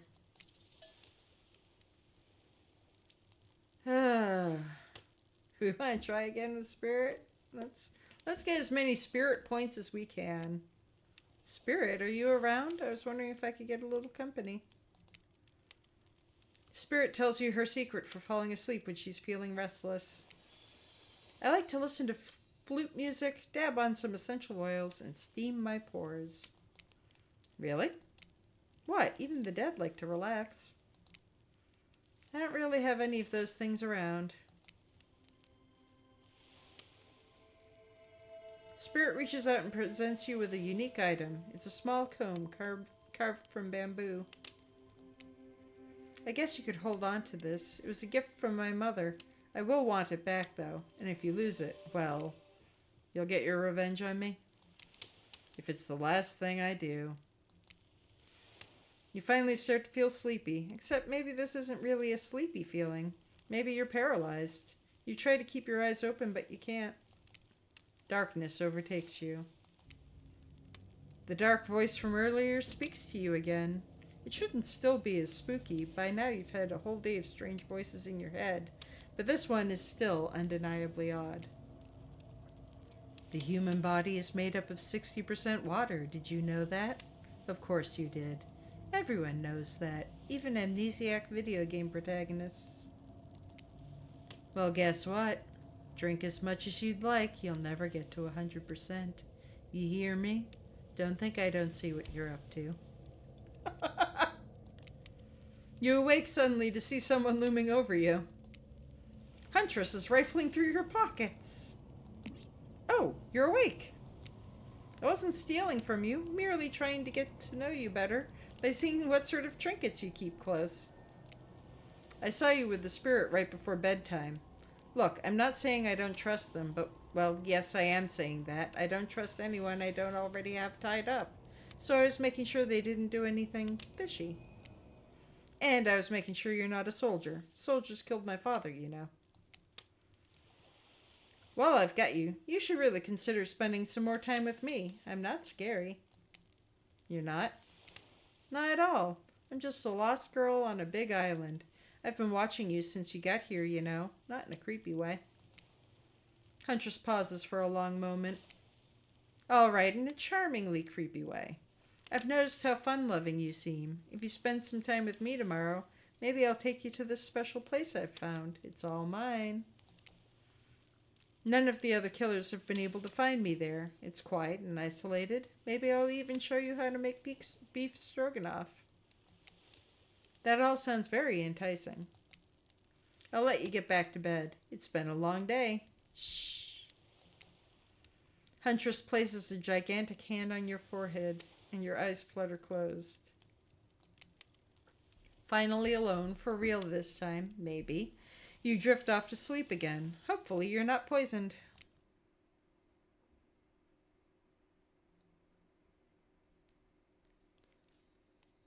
Wait a second, where are we? This isn't... Oh, geez, it is. It's one of those reality show confessional rooms where all of the contestants talk directly to the camera. Can you blame me for not getting along well with others? I mean, I haven't had a real conversation with anyone since I was a child. I take the fact that I haven't slaughtered the newcomer for their meat yet as a win. They look pretty tasty though, so who knows what'll happen tomorrow. Hey Dwight, do we have tarragon on this island? Look, I'm always full of rage. The key is knowing how to control your rage so you can use it. I am a master of self-control. And right now I'm using all the self-control I can muster because today was a disaster. Let's just say I didn't love it.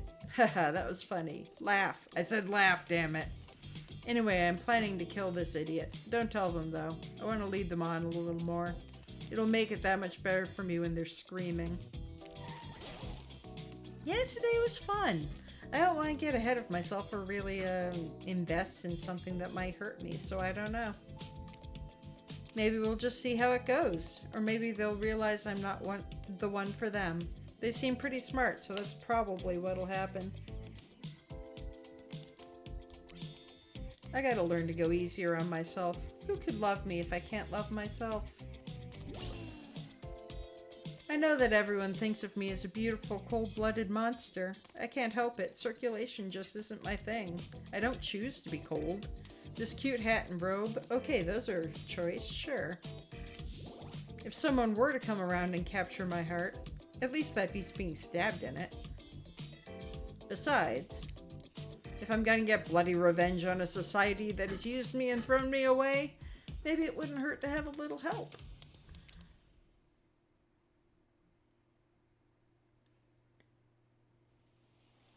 And this is where we're going to call it for the evening.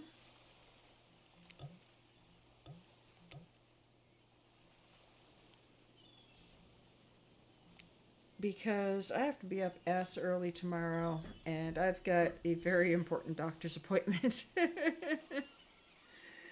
So, oops. Main menu.